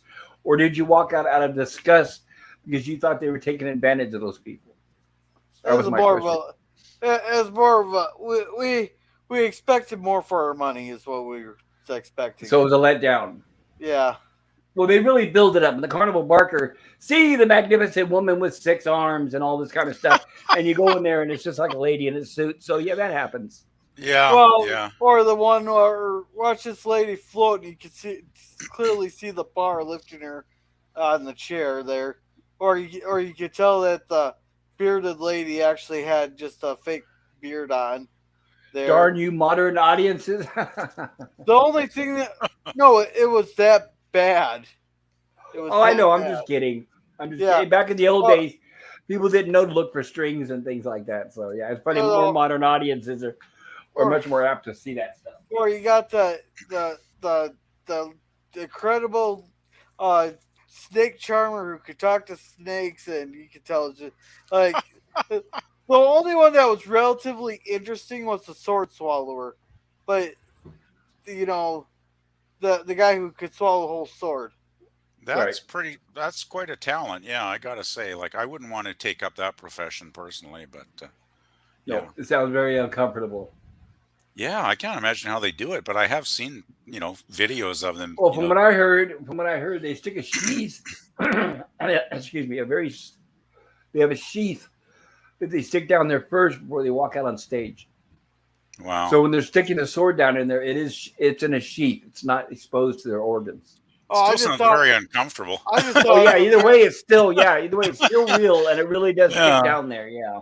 Yeah, I don't think I'd want to be doing that. Yeah. I just thought it was a really dull sword. Like Yeah, but they really even if dulled it's it well, actually it is. It's not very sharp, but sometimes part of their act is they would take the sword and like slice a cantaloupe or something like that to show Oh, people they were jeez. sharp. Yikes. Oh, they never did that. He just stuck it down and then pulled it back out and walked off. Oh, there you go. Oh, next. It's like, come on, that's not a show, people. I'm just kidding. This is a very Okay. cool device here. Right, so here's where Will and his friend Lunan are bonding and becoming friends. And he has I guess to us it would be like an anti-gravity ball, which works similar, I'm guessing, to like a boomerang. So he shows Will that you can toss the ball. Now, when he tosses the ball, I want you to get a good look at the scenery behind the ball as it's right there. You guys see that rock formation? Yeah. Okay, good. Just make a mental note of that, and I'll bring it up later. So anyway, the ball. I'm sure I've seen that before, like in our movie. Like I've seen like a bunch of ships flying out of a rock that looked like that. Well, this is from. Well, to be exact, if you're looking up higher, but if you're looking down, they showed this scenery earlier in this episode, and I pointed out in last week's episode that they shoot a lot of scenes around it. They found that pond with water in it. Yeah. And this is where the professor fell into that electrified bush and all that. But what they're going to do is later on, when they go to show Dr. Smith the ball, they toss it. If you guys remember the joke, he doesn't pay attention. He walks around and hits him in the back of the head. But instead of reshooting the ball in the air, they throw the ball and they just show this scene again. You can see the same rocks. Oh, okay. And then it cuts back to Smith, which we will show that. I'm sure Jill has it in her slides. I thought the ball was very well done, like special effects wise. I thought it was very, very believable. Yeah, I like it. One thing even then, we were sophisticated enough to realize and to look for wobbling. So, like, even when we watch things on wires like this and Bewitched and Our Dream of Genie, we looked for wobbling to see if it was on a string. So they did a good job at making the things look stable. Yeah, so I thought it was really that. Quite convincing. Yeah, it was a fun scene. I really liked this scene. It's I thought, man, that'd be great. That'd be great to have one of those toys to throw around. Well, it's the ultimate toy for the kid who has to play with himself, who has no friends, I guess, right? Well, you could practice your pitching, right? So, Yep. But yeah, it was a nice bonding moment between our little friends here. And it goes to right, and it goes to show that those two boys, even though they're different aliens, they're very similar. They both like to play. They both want to make friends. Yeah. So they're able to look past a lot of things and a lot of the hesitations the adults have. Well, they're both open-minded, right, Pop? Yeah. Just like a neighborhood, a lot of times, back when we were kids, when they had all that racial tension, and you usually have parents hating, the neighbors because of the color of their skin, it was always the kids that would make friends. Yeah. Kids didn't care about skin color. Well, back in my part of Canada, back in the 60s, it was very white, my town. This is a little before immigration, right, in the 60s. Yeah, where I grew up, we had a Chinatown and stuff like that. But, like, I don't think I saw a black person until I was like a teenager. Let's put it that way. Oh, no, I remember we lived in a poor area, so we had everything. And this sweet kid, I'll never forget. Now, I'm not kidding. I couldn't have been more than 2 or 3. And it was mostly at that time, it was the whites and it was Mexicans, Hispanics. And there was a black kid, the family that moved in, and the parents pretty much stayed to themselves. And I still remember the kid was sitting on the porch and he would watch us play. Huh. And I waited for him to come over. I said, "Come on over." And you can tell he was very hesitant. He didn't know what to do. And I immediately took him into our friends. And I'll never, the reason why I remember it, because his name was Far. And I'll never forget. I said, "Oh, your name is Far." And he said, "Yes." And that's why I still remember. But yeah, he became one of our good friends. That's cool. I never liked to see people outcasted. I always hated bullies. Oh, anytime I met new people, I was like, "Come on over and be our friends." I'd rather have more friends than more enemies, right? Yeah, well, that's the way it was. I mean, especially back in those days, right? There wasn't so much bad stuff going on, so you just kind of go and hang out with all your kid friends and just have fun, right? That was because you were all the same. It didn't matter the color of your skin or what clothes you're wearing. You're all the same. Yeah. You guys like the same stuff. You like to play the same things. Well, yeah, you just kind of get together, my friends, my main friend. I had a friend called Gary, and I was the fat kid, he was the skinny kid, so we were like Laurel and Hardy. Laurel and Hardy, And we both got bullied, of course, because of our size. And of so course. we were very, very close, and we were both total geeks that love sci-fi, and we'd get together, and I'd go over to his place, and we'd watch this show, right, every week. We'd watch Lost in Space, and then we started watching UFO, in the early '70s, and Star Trek. We were just total geeks, right? So it was great, and that's who you get together with. Is you get together with your peers who have the same kind of similar interests, right? So yeah, good memories. Yeah. Those are beautiful stories, and this episode actually has that quote that you were mentioning, that you were alluding to, I believe, where they say, "It seems that youngsters from everywhere can get along. It's the adults who are always at each other's throats." That's Yeah, right. sadly, yeah. That distrust, right? That distrust. Yeah. Well, I guess as you get older, some people can get a lot of prejudices and misgivings about things, right? Due to their life experience. But I've always chosen to not be that way because I think life is too short and too amazing and too much fun to really hate on anything. Like, I mean, there are things I dislike extremely. There's some bad things in the world, but I don't choose to dislike people, generally, because I think most people are good, personally. Yep, I agree. How are we doing on the chat, Gorilla? I was just about to ask that. There. Thank you. There we go. I was waiting for a break there. Thank you. Mikey says catering on set for when I was an extra for a TV series was so cool. Mikey says IMDb said that the boy's name was Eddie Rawson, playing a character named Lunan. Lunan. Yeah, he was uncredited for this episode. Yep. Magie's Thank laughing. you, Mikey. Lunan and Will saved the relations between his family, and the Robinsons. Yes. Apparently, I gotta relax somehow. Apparently, I'm getting overworked up here. I guess he wants me to take a shot or something. Mikey says, I made friends with Hispanics, blacks, as far back as the 4th grade. Still stay connected even after college for a while. Mikey says, I'm proud to say I was a nerd. All right, that's all the chats. Hooray. Well done, Gorilla.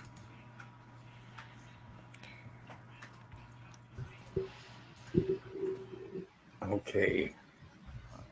Oh, and I was stuck on this slide because this is one of the funnier things that Maureen says, even though it doesn't seem funny on the surface. But she says, it's not like him to disobey me. And right. so far, Will has been very good at defying everybody. Exactly. Especially her. Yeah. Well, no. Well, he'll even say yes, sir, to his dad and everything, and then go turn around and do something else. And so far, what we've seen, when he does do that, the dad does call him on it, and the dad is stern, and the dad is correcting. But we never see the mom do that. So it would have been nice to get one scene where she says, Will, you need to stop this shit, I agree. That would be great. She's always so passive. A little anger would have really added depth to her character. And it would have been more true to life, too. Yeah, motherly concern. I mean, come on, the mother's panic. I mean, it's a motherly concern. That's why when the kid goes disappearing, and when they find the kid, the first instinct is, "Oh, you're back. I'm going to kill you for this." Right? It's like, okay. Yeah, Maureen is overwhelmed. Maureen's pretty much a '60s mom in a stereotypical way. Well, I figure after her role in Lassie, I don't even know if I can picture her as being mad. I'm sure she had the acting chops. But it would have looked interesting in this show. She would have been angry. Well, I think when she got a scene that she had some good dialogue, she was great, but they didn't give her much, right? So no, they should have had an episode where, kind of like Mirror Mirror, where all the girls are evil. That would have been nice, huh? Maureen with a goatee, right? Or a knife and a stocking on her leg like a hura. That would be cool, actually. Yeah, wow. I don't think the network censors would have No, yeah, gone the for that censors would monster. be our first hurdle, unfortunately. Yes. It'd be like, hey guys, this script, this is not family hour entertainment, right? So Instead of the hydroponics, she would go out and kill little woodland animals. oh my, there you that go. would The be hunter and the dark. gatherer. Yes. Oh, by the way, I'm under the chat here. I'm hidden. How are we doing on? There you go, Thank PvP. you. How are we Oh, doing on the? there we On go. the and now, Jill's. Hold on, I'm going to add me down there because I don't mind being hidden. And then I'm going to Also- put. There we go. That's, I like that. I order do so like far. how in this scene that it parallels the scene we just saw. Now he's gonna go looking for his son. Yes. So it's kind of hinted at that Will's sneeze made the alien boy sick, right? Instantaneously, yes. Yes. Yeah. So obviously they have different immune system structures than our Robinsons do. So that's never like a major part of the storyline, except in, that does kind of run through as a B plot for a while here, with Will basically looking after the boy. So that does kind of create a bond, I suppose, between him and the alien family, which I guess actually is a very good subplot, actually. I'd It say it is. has a very big part of the plot because that's why they Yes. leave. Yeah, I just don't think they play it up that much. Like, I noticed it, but it seemed like it was more like Smith's antics and that kind of stuff that was, getting a lot of the attention, unfortunately. But I thought, this was one of the better parts of the episode, I thought. Well, and you'll notice from the last scene to this scene, it's dark now. So even though this episode is less than an hour long, they're establishing that this is really passing over of the event of 2 days. So that's the reason why that justifies the worry of the families, because it's not like they've just been gone for a few hours. So now we're at the point where it's now late that night. Right. Yeah, and I guess And both families, I mean, they're concerned about their children at this point, right? So Yes. the thing is, it was dark, and then all of a sudden, here we are, and it's light again. So this must be the next morning, and then it's I'm dark guessing it's the again. next morning. Yeah, I'm guessing the next morning. Continuity. I'm kind of wondering Yes. what the continuities in these scenes here, actually. Right, unless it happened over 2 or 3 days, which is not very likely. Yeah, I did find But it a bit back and forth, though. It was a bit jarring, actually. Yeah, you're right. The continuity is a little bit would come to question. But as you say, it could just be taken at different times on different days, I suppose. So the story's good enough where I'll cut it some slack as far as that, even if it is like maybe a slight editing problem or something. Well, I've even pointed out in Star Trek where you could see where something was shot in the morning and then late in the afternoon, then back in the morning again. Mm-hmm. So it's something that back then they didn't think we would pay attention to. Well, And they were right. Most audiences did not pay attention to that stuff back then. Well, we had those fuzzy little black and white TVs too, right? Well, yeah, but you could tell the difference between day and night. It's just that we didn't that's think about true. that stuff. That's true. But they had to produce these things on like and every week they had to crank another one out. Yep, So 5 days. so Yeah. yeah, I got to give them a lot of credit for doing this hard work and producing stuff of such high quality overall, really.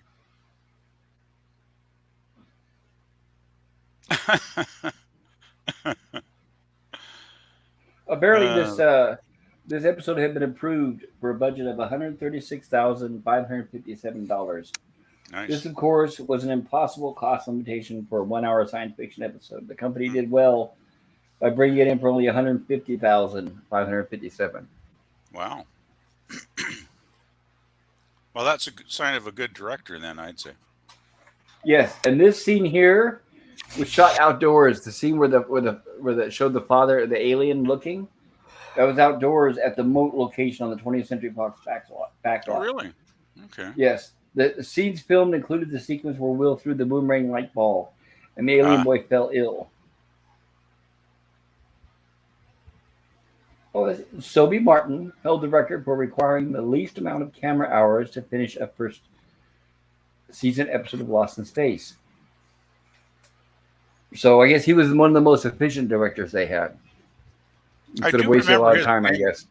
Back then on a lot of stuff, I can't remember the exact series, but he was a pretty prolifically, hardworking director back then, I think. Absolutely. And now, of course, is where he's running and trying to scare the women about Will missing. Oh yeah. And of course, she's trying to bring in reason that there's no reason to believe that Will be at the alien camp. Of course, our only course of action is armed confrontation with the enemy. Of course, once again, Smith is so bad in this episode. What a bad man. bad man. Yeah, bad. Give him a good slap in the head or something. and of course, Don puts him in his Get place. one at the end. Yeah. Yes, that's true. Yeah, how once, dare he try and make Marines frightened? Bad man. But until something happens, Will's not in the alien camp. Where I like this where Don's confronting him because he's basically telling him to stop, putting fear into everybody's minds. That's why I like that. Yeah, Don had some really good moments in this one.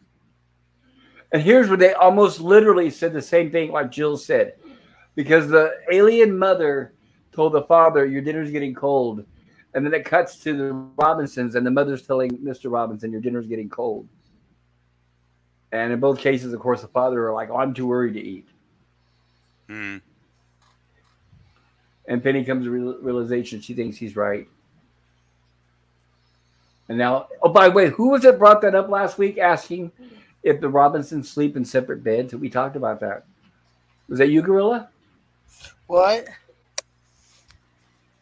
About last week? Last week, somebody brought up if the Robinsons sleep in separate beds. And I even said, I go, at this point, they haven't shown us yet, but now they do. Yeah, that was me. Well, now they established that she walks into their... Now, we don't know if her bed is on the other side of the room or in the same room, but they do establish that he's laying on this single twin bed by himself. Well, back in the 60s, remember the Dick Van Dyke show? You had Mary Tyler Moore and Dick Van Dyke, and they had separate beds. So did I Love Lucy. Yeah, but that was the 50s. It was the standard back then, though, right? You couldn't show a couple in one bed together. I mean, as crazy as that sounds now, but that or was even worse, you couldn't show a toilet. Oh my God, that was taboo.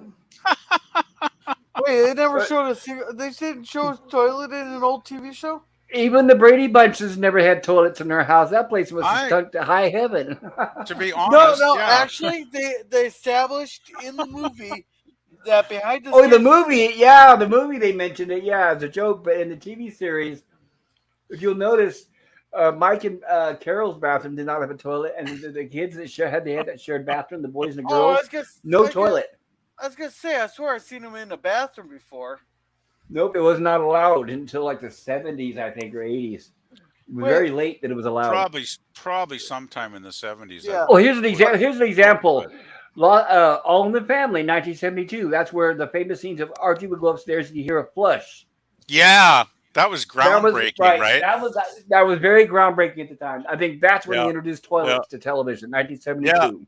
Yeah, bless Norman Lear for putting that one in the script, right? Is like, that was like a big deal too. Like Archie, it was a big funny joke, and the audiences, and it was very funny, and the audiences would laugh because we had never heard or seen a toilet on television before to that point. Yeah, the reality back then was quite different on TV for sure. Yeah, right. I remember an interview with Alfred Hitchcock. He even had trouble with the censors showing the toilet in the famous shower scene from Psycho. Oh, geez. And that was 65. It's like they didn't have a problem with Janet Leigh getting slashed to death in the shower, but don't show the toilet, right? Well, that's a whole nother story. Yeah, I think that scene probably made a lot of people quit showering for a while. Like Jaws with the shark. But okay. Oh, yeah. Yeah. Scary okay, stuff. So here's where the Robinsons, and by the way, if I can continue my horror streams, I do hope to do Psycho one of these days, because there's a lot of background behind the scenes trivia on that, on how they shot that shower scene. It would be easy. So here's where he's comforting Maureen, and of course, and I like that they show that Dawn is concerned. It's like this is the middle of the night, even Dawn can't sleep. So I do like this.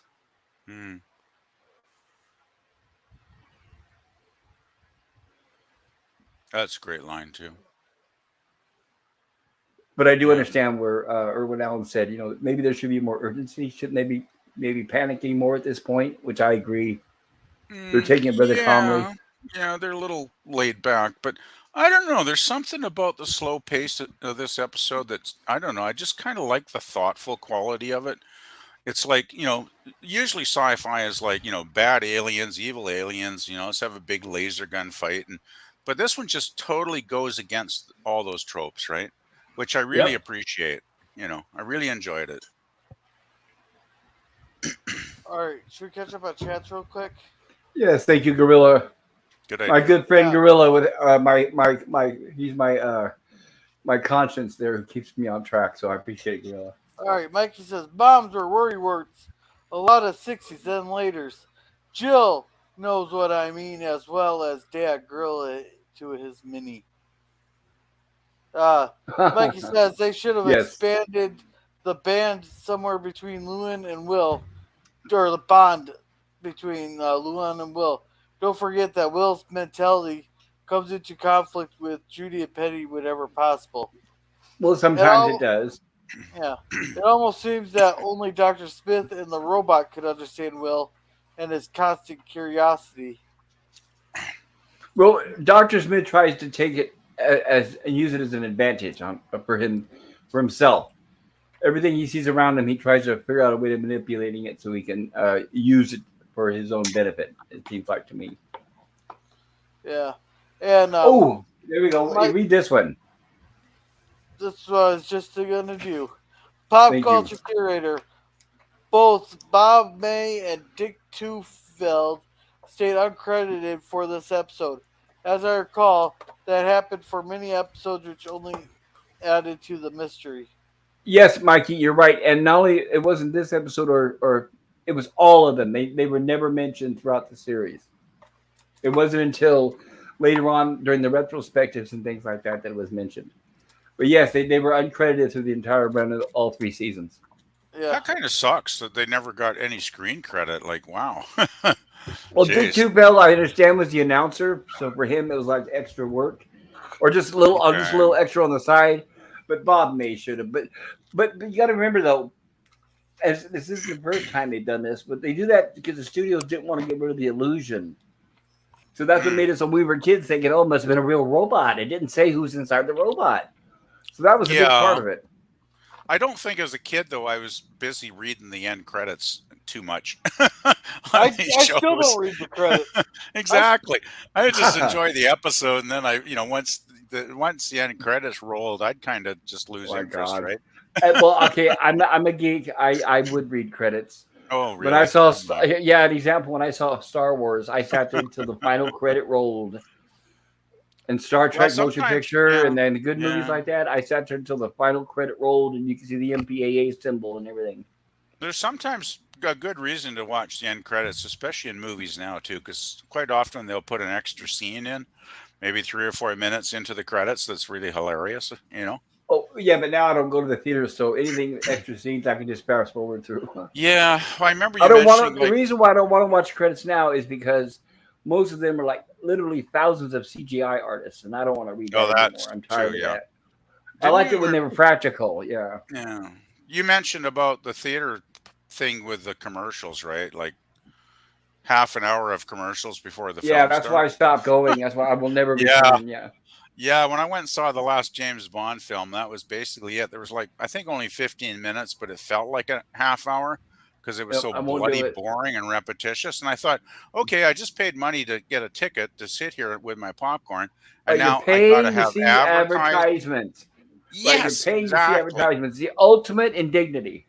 It peed me off so much. I thought I don't think I'm going to go and see a movie again A for lot a of people long don't time. realize. A lot of people don't realize how demeaning that is. There's people that say, "Well, I like watching the commercials." They don't realize how I don't. dumb they sound when they say that. No Oh, I offense to hate it. anybody that likes watching the commercials, but Well, they were the dumbest ads too, right? Like you're lowest paying to common see advertisement. denominator. Oh yeah, like the new Ford F100 or Monday on NBC. Right? No, Yeah. I don't go to the theaters to see that crap. And then they'd show the same ad like twice, right? Yes. They'd show it, and then 2 minutes later, they'd roll the same bloody ad. It's just like, ugh. Unbelievable. The first time I saw it was Nightmare on Elm Street 2, Freddy's Revenge. I was in the Air Force. We went off base and saw it at the Americana Theater. And there was a 25-minute Kawasaki commercial. And I was like, oh my goodness. It's like, oh no, is this the future? Well, yeah. That's painful. Yeah. But okay. That's like a event horizon moment, right? Yeah. Ours don't do that. We just have advertisements for more movies that are coming up later on. Well, but right, that's the trailers and previews of coming attractions. Those I can handle. I like those.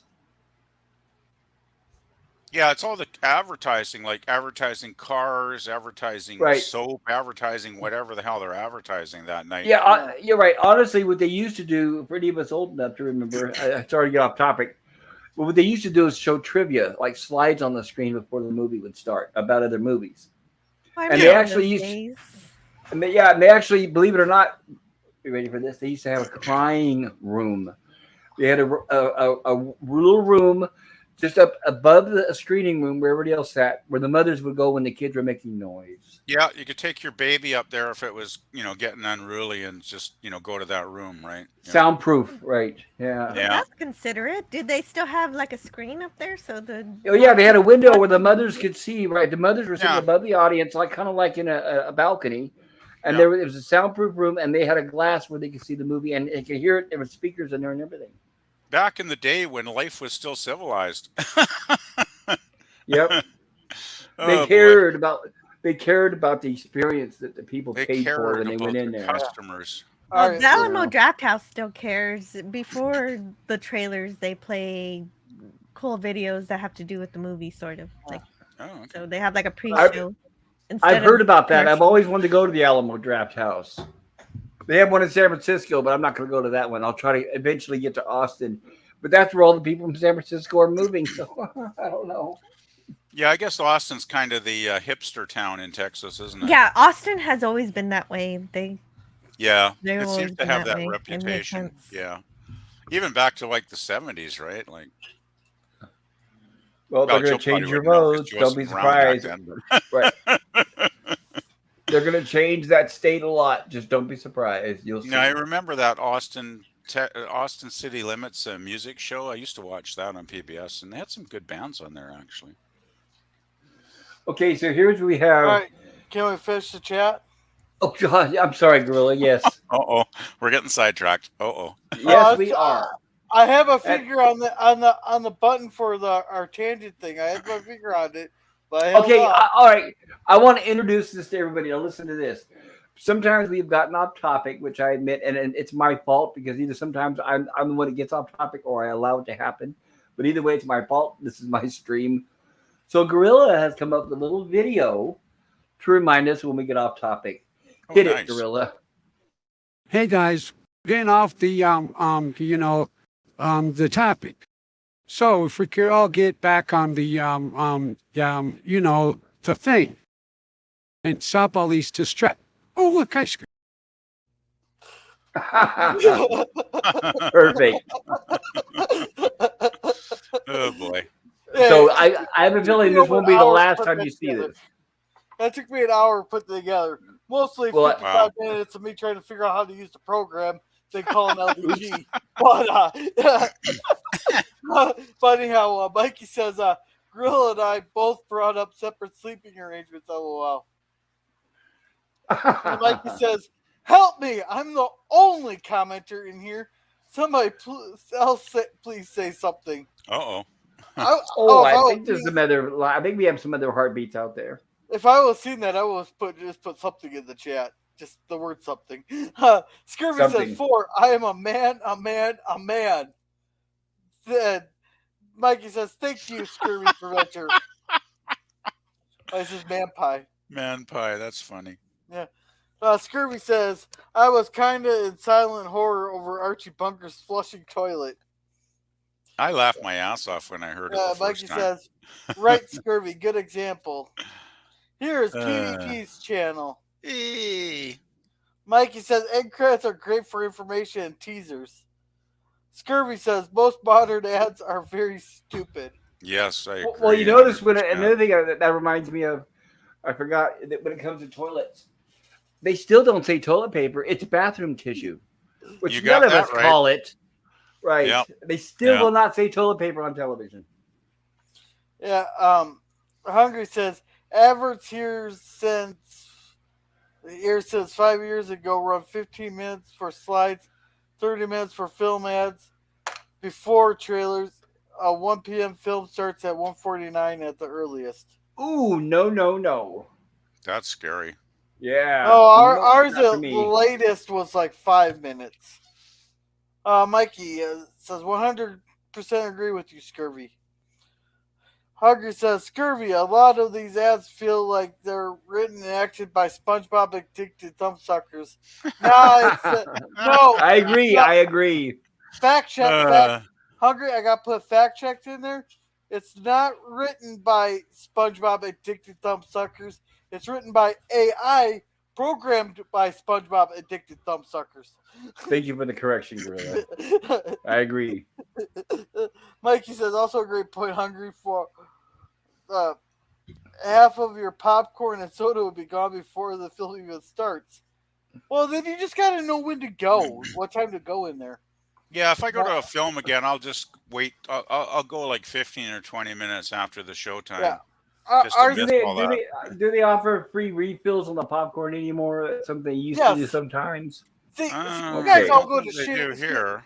You guys almost go to the shitty movie theaters because the store state theater there, you go in there, you get your combo, you get free refills on the popcorn if you order the larges. They won't give you free refills on the smalls or mediums, but then you may only get trailers and please go get your snacks from the concession stands, please, and turn off your damn cell phones there, and no recording. Basically, those ads, but basically it's just trailers for our movies, and the latest we've ever started was 5 minutes after 7. Boy, that's a good theater. Yeah. Oh yeah, it's really good. We don't have any theaters that class. We used to have great theaters there, like 10, 20 years ago, but all the big, beautiful, movie theaters have shut down, and now it's like all those little shoebox multiplex things, right? Multiplex, and, yes. Yeah, they're all pretty dreadful, really. Hi, Cam. Ours is Cam. Good to see you. Glad you could join us. Yeah, ours is independently owned. Too bad it's up for sale. Oh. But there's a reason that when they're shut down during the pandemic there, that the community came together. Fortunately, I couldn't afford it, but we came together and we donated thousands of dollars to the couple so they could keep the theater, get the theater back running when they could. Wow. And yeah, I remember we used to have independent theaters, like when I was in Vancouver going to college, there were some great, like 3 or 4 great independent theaters that would show a lot of the old films. And you could go see a couple of, like a double feature classic films from many decades earlier for like $5. It was great.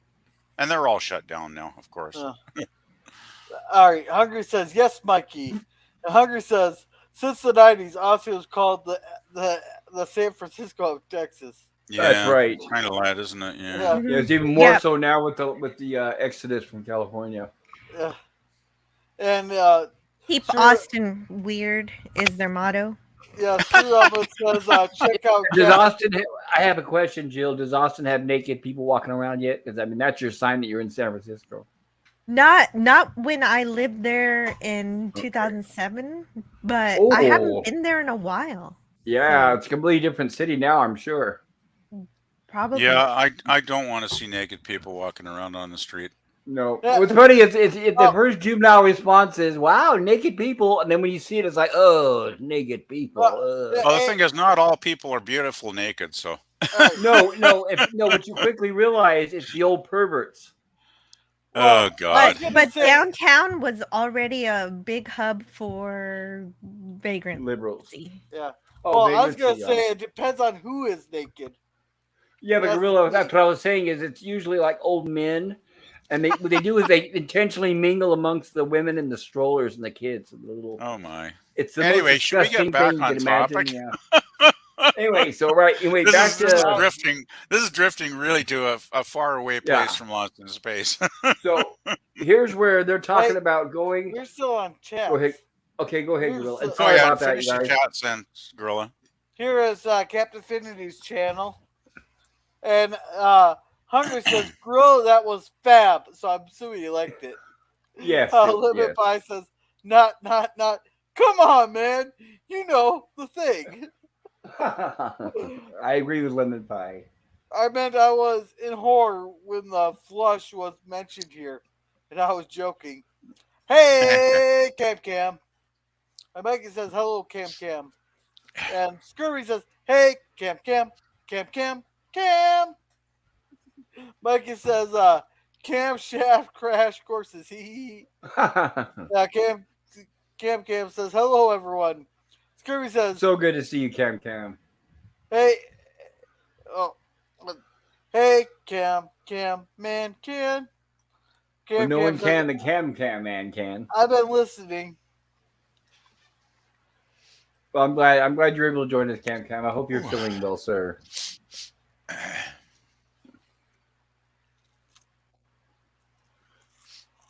Okay, so here's where we have the family are deciding that Will has been gone for at least a day and overnight. Now we're back to the next day. Yeah, So- and I'm stuck on this one because this is the point where they decide to give Dr. Smith a gun. Right, a gun for the good doctor, huh? That's right. Yeah, I'm I a don't scientist, get not a this fighting part. man.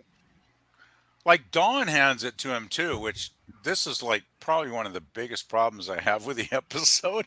Like, would Dawn actually ever hand a gun to Smith? Like, wow. See, this is where I would hand him an empty gun.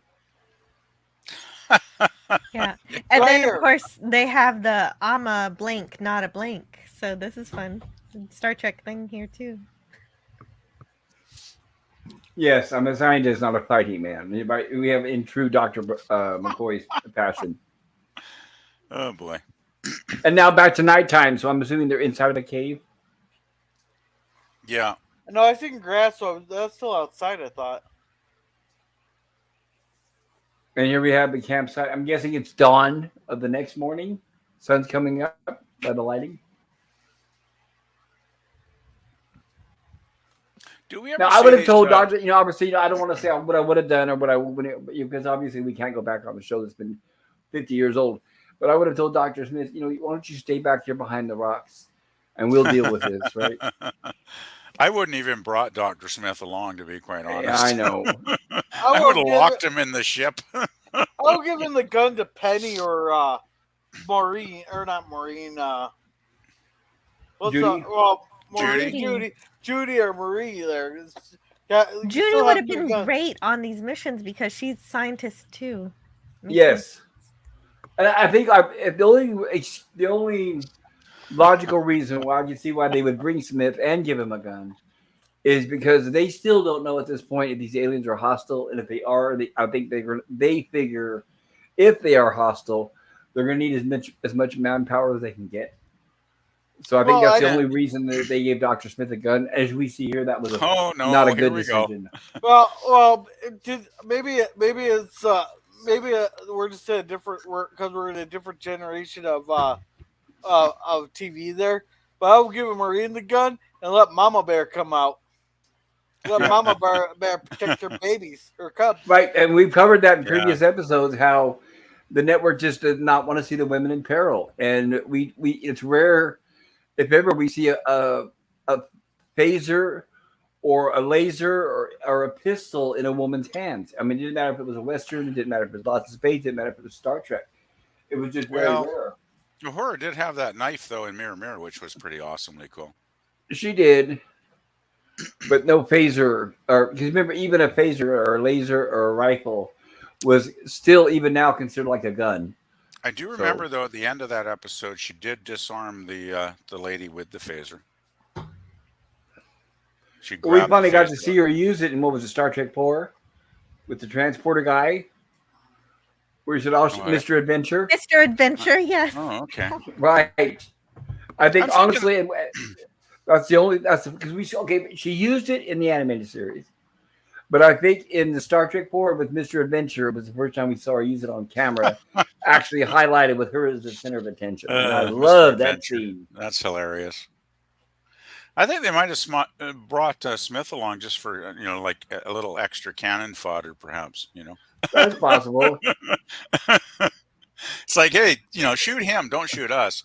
Maybe Well, like a human shield, right? Yeah, all exactly. right. With that comment, let's read these 3 chats real quick. Here we go. Mikey says, hitting Thank a you, gun Gorilla. to Dr. Smith equals biggest mistake ever. And Hungry says, hold on to Cam. And this is a chat I noticed here.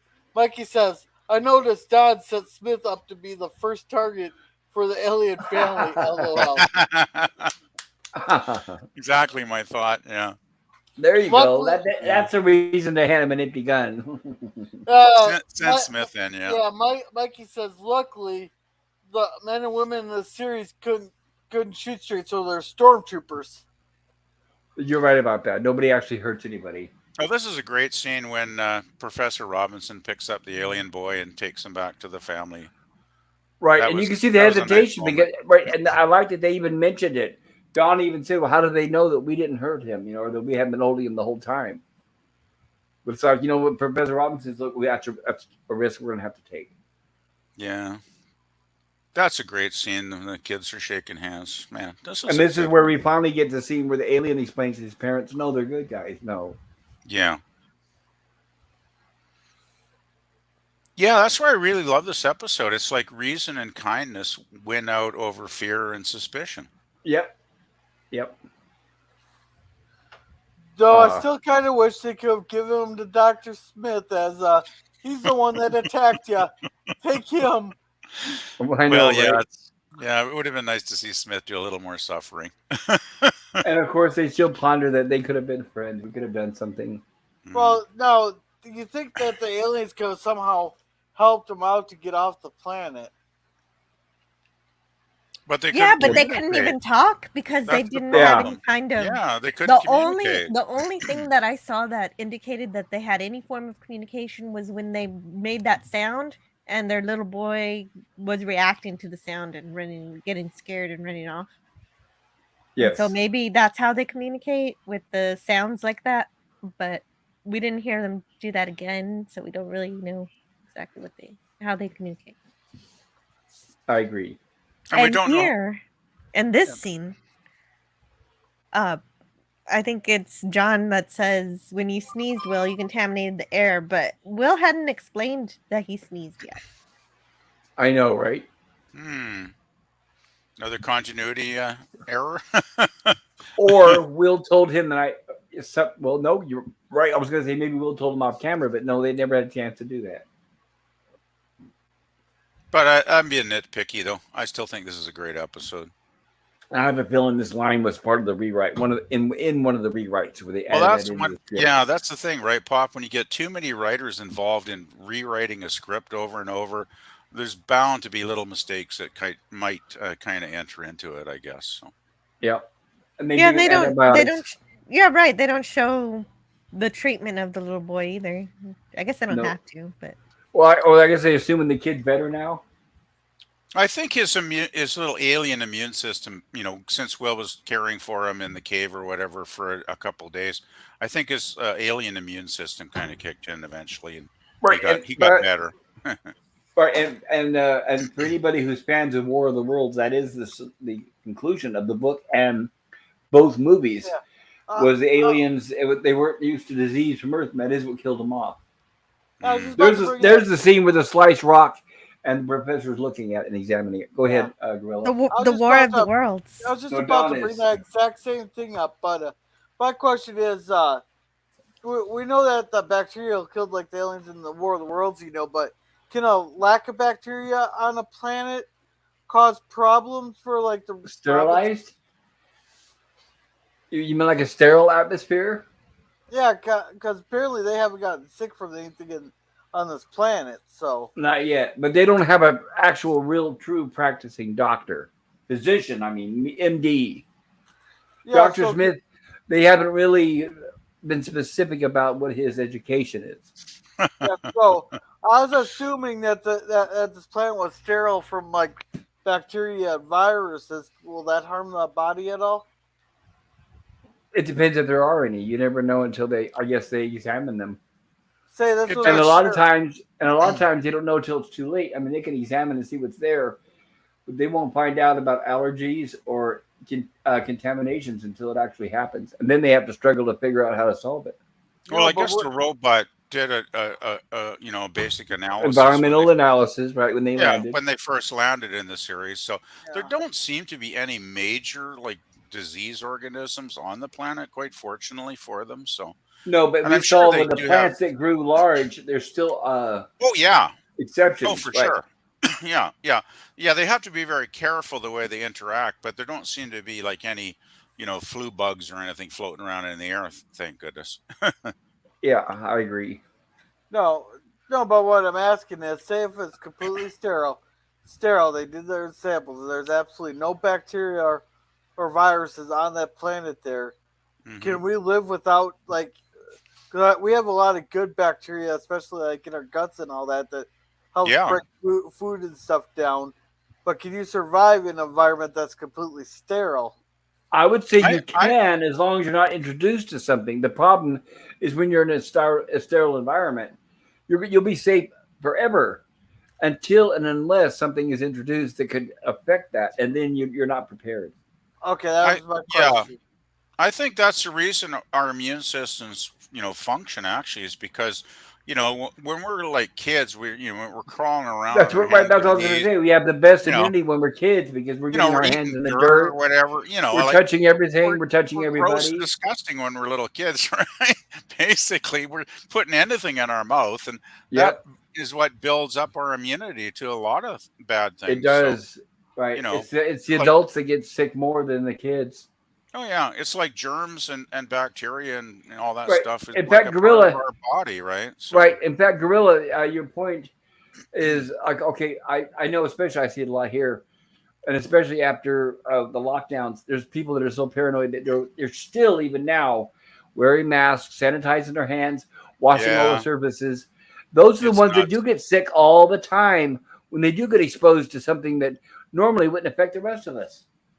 Yeah, it is kind of crazy. We still got people here that are wearing masks too, which I don't Yeah, get yeah. because, you Well, know. because that brainwashing is very effective. I'll put it that way. I don't want to get my Well, the channel thing shut is, down, but when it was really it's a bad, I cult. had It's to wear a now it's a mask, cult at at this point. times, right? Because they wouldn't let you into like the supermarket if you didn't, because everybody was paranoid. So, Right, but I, like, I, right, I but was okay with that. I didn't mind that. I mean, it's not like I had to wear it most of the time because I just go in for half an hour and do my shopping, and get the hell out of there, right? But right, but like most of us, as soon as we were told, okay, you don't need them, then we took them off oh yeah, me too. because It's like, yeah, we all knew. But even now, I'll see a kid riding a bicycle down the street by himself with a yeah. mask, and I'm like, It's kind of odd, oh, isn't it? Yeah, it's it's like, sad. It's sad that the newer generation doesn't know the truth. well, the thing is, like, I'm not a spring chicken by any means, right? And, cross my fingers, I've never contracted any of the virus stuff. So far I've been lucky. Somehow I just never, gotten sick at all, even though I have had some coworkers in my office that were gone for a while because they did, catch it. And so I don't know how I've avoided it, but I guess maybe, for an old geezer, my immune system's functioning pretty Yeah, good, I guess. possibly. Yeah, you Yeah, got more immunity built up than maybe them. I How are think we I doing always on have the? been a pretty strong person though. So, Yeah, how are we doing on the chat, Gorilla? oh, Grill is muted, and so is Jill. Okay, Oh, it's just you and that's me, Pop. okay. We got to That's carry all this. right. Okay, so now we're getting to the scene. Now we're getting to the scene where Don is noticing that ball that the little kid which he left behind, Mm. and Don's gonna toss. He's gonna hand it to Oh, Doctor Smith, who's gonna pretty much write it off, and he doesn't consider it anything. this is funny. I'll give some quick notes. When this episode aired, the Beatles and their album "Help" were finally knocked from the #1 spot in the Billboard magazine chart by, of all people, Angela Cartwright, Really? with a little help from Julie Andrews for the soundtrack album To the Sound of Music. Oh, right. The song getting the most airplay on the top 40 radio stations was not Edelweiss or Do Re Mi, which included Cartwright as one of the singers, but Get Off My Cloud by the Rolling Stones. King Oh, that's Rat, a good starring tune. George Segal, was still the top grossing film in the movie houses, and Joey Heatherton, billed as a swinging girl, modeling swinging fashions, had the cover of TV Guide. The syndicated TV Key column, carried by newspapers across America, including the November 17th, 1965 issue of Ohio's The Lima News, gave The Sky is Falling a thumbs up. And their review Nice. is good adventure show for the youngsters. It's all about the alien family, a trio of strange creatures who talk in a puzzling, quote, silent language and have an eerie look about them. Not only do the aliens overshadow the story dialogue problems, but they are also a puzzle as to whether they're friend or foe. All right. Interesting review. All right. Should we catch up on chat real quick? Yes, thank you, Gorilla. Yeah, might as well. All right. Mikey says, luckily, men and women in the series couldn't shoot. Oh, we already read that. Cam says, greets everybody. Mikey says, great to see you, Cam. Yes. Here's Jill's channel. Yes, everybody, please check out Jill's channel. She'll have her Star Trek TOS episode tomorrow. What is it? I missed last week's because I was ill in the hospital, It's and I'll be missing Changeling, tomorrow. I think, tomorrow, is it not, Jill? Oh, with Nomad. Oh my God! But Jill, if everything is on my side, I'll be listening from the probably the waiting room. Okay, So, I hope everything goes well for you and that they take good care of you. And Yeah. Well, I'll be thank thinking you. of you, Pop. if you by chance want to send me your review through the Twitter's new Oh, that's a Twitter good now idea. allows you to send voice messages. And if you want Really? to send me your overall review for the because I did that for when Scotty R37 couldn't be there. That's So cool. if you could send me a voice message on Twitter of your overall review for the episode and anything you want to share about it, Nice. I'll be sure to play that. Thank Hey, you. how do you My send a vo- voice message? I didn't even know about that. It's probably down there where you select text, image. Oh, okay, I'll have to. I haven't I'll have looked to either, but check is that around, correct? yeah. Is that right? Is that right, Jill? Down there next to the chat box where you Yeah. select image, text, or smiley face. Oh, cool. That's Yes. awesome. Yes, correct. That's great. Cool. That sounds like All fun. right. Wow. My voice is so irritating. It's like Your voice is fine, man. nobody likes the sound of their own voice. I think my voice probably irritates more people with my goofy laugh. Dillard. Now Dillard has a good voice. I wish I had Well, his voice. Yeah, people tell me my voice sucks, but I don't give a shit. We are what we are, right? So Yeah. You know. Cam says, deep into Bushmills, 1. There we go. Hungary says, the ending underscores the potential alien empathy. Yes, it does. Yeah. Good episode. Mikey says, the Taurons matter transfer technology could have transported the Jupiter 2 off this planet and back to Earth. Well, we'll never know. Well, actually, we will touch on a similar technology in an upcoming episode from season 1 called Return to Earth, where Will happens to somehow get transported back. I don't want to give away too much, but we get a great performance by the great Rita Wilson. Yeah, there are a few episodes like that through the series, aren't there? Right, there's an episode where Will gets transported back, and and they think that he's an orphan, and they put him in a boys' home. Is that in season 3? There's one in season 3. Season I 1, remember. black and white, season 1. There's a season 3 one though in color that is a similar plot line, I think.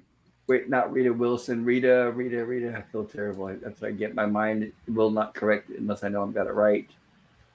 Yeah, we got the Keeper coming up. Yeah, the Keeper's a good one. All right, the Keeper. Well, you're looking for that here. Mikey says, Brother Gorilla, all 5 of us watching, are hoping you'll do at least one alcohol shot for us. Well, Flockard wasn't here, but since you asked nicely, I'll give Rita you Shaw. one. Yeah, thank you, Rita Shaw. Yay! I'll give you one. I'll be right back. Go ahead. There we go. There you go. Nice. Alrighty. Then Mikey says, "Oh, whoops! Yeah, I forgot I put that in the wrong spot. I was supposed to go in the private chat." But Shooter says, "Hungry, are you splitting for your attention?" Mikey says, "Hi, Shooter. Oh, welcome, Shooter. 8323." He says, "Ahoy, Mikey." Hungry says, Shooter. And Scurvy says, "Shooter," and waves. And Shooter's waving at, or is laughing at a monkey. All right, here is Hungry Boy's channel. I think that means he's laughing, but he's not going to say anything. Oh, okay. And Shooter Speak says, to "Ahoy, Scurvy." And you're welcome, Mikey. You're welcome. And Scurvy says, "Was that a sentient gorilla taking a shot?" Yeah, I shaved a little there. I shaved part of it so I could blend into the humans a little bit more. Oh, that's All too done. good. You got That's us good. fooled. That's awesome. Yeah. Geez, I got to shave before I go to bed tonight. Come to think of it, darn. Got to get ready for work tomorrow. Are we waiting for Pop to get back here? He's been gone for a minute or two, hasn't he? Yeah. No, he just said he'll be right back. He's still on. Yeah, he'll be right back. All we did was see Dr. Smith get hit in the head by a boomerang ball. That was funny. I like that. I just think, man, did they do a great job on these sliced up rocks? Like, man, that looks so cool. Oh yeah, wasn't we got to remind Pop Culture he was going to mention something about the rock formations later. Yeah, well, there's two of them. There was one on the one side and one on the other side, Jill, and whoever the guys did, who did the set design and whatnot, the work on this one, I think they did an excellent job on a lot of this stuff, really. Because the alien contraptions are awesomely cool as well, right? They look great, for sure. And as soon as I saw them, I thought, hey, these look really great. Yeah, they're fun. And it's like, I still can't believe that they'd crank out a show like this in like 5 or 6 days every week back then. Like, it boggles my mind, actually, that how hard these people must have worked, right, Jill? Yeah, and it's pretty pathetic that they could pump like there's even some shows that have new episode every week, and they had 26 to 30 episode seasons and all that. And nowadays, you're lucky to get 13, but the average is 10. And I've even seen we're finishing up a series that only had 5 episodes, but it's supposed to be like a split up movie though. Yeah, it's ridiculous, isn't it? But hell, look at what was it, Obi-Wan Kenobi? 6 episodes for a damn season. Yeah, well, it's even worse because it's not even 6 different episodes or 10 different episodes. It's just one big story drawn out to be 6 to 10 hours. Yeah, it was like season 3 of Picard, right? It's like, they could probably make more money just by making that into like a trilogy movie like they did with Lord of the Rings. Well, not only that, though, but a lot of those, if you guys have been listening, those new modern so-called Star Wars series, the main star checks out by the 2nd or 3rd episode, and then it starts revolving around other characters. They're not even there anymore. I think the writers have all checked out, too, actually. Yeah, everybody has. Yeah, Oh, man, it's bad. All right, Mikey said, let's get to the grades. And we're getting there. Mad Scientist, welcome. We're Mad Scientist. Good week to you. Good friend, Mad Scientist. So good to see you. Hello, Mad Scientist. You just missed the shot. You just took the one and missed the one shot. Yes. Hello, sir. What Gorilla's talking about, though, episode-wise, like I remember in the 50s, like shows like Have Gun Will Travel would actually do a 39-episode season every year, which is mind-boggling, right? Like 39 episodes. You basically watched it all year, and then there'd be like 2 months or whatever during the summer when it would go into reruns. But the way they would crank those shows out back then, I can imagine the actors must have just been exhausted after a while, right? Hell, I was kind of surprised Prodigy had 19 episodes, which I did give. I did go on a little bit of a thing because they stole my best of both worlds moment. When they could have left the season on a cliffhanger there with Shockwave Part 1, and that would have been like my best of both. I'll be right back, guys. Be right back. Like, you know what I'm talking about, when Best of Both Worlds won, and also you see that will be continued and then for the Warfire. And you had to wait a whole summer to see the conclusion the following fall, right? Yeah. See, I kind of wish they would have done that with Prodigy there. They could have left us on our Best of Both Worlds moment But no, they had to finish it up, wrap it up, and wrap everything into a bow.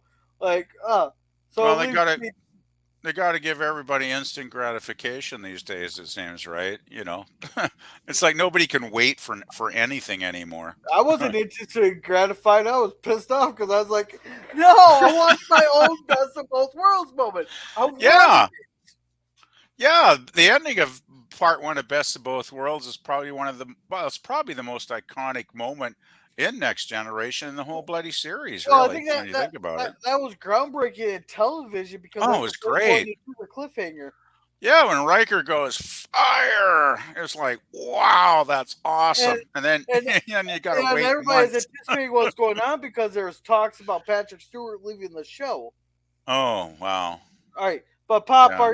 are you back? You want to do our grades or anything? I think he's still muted.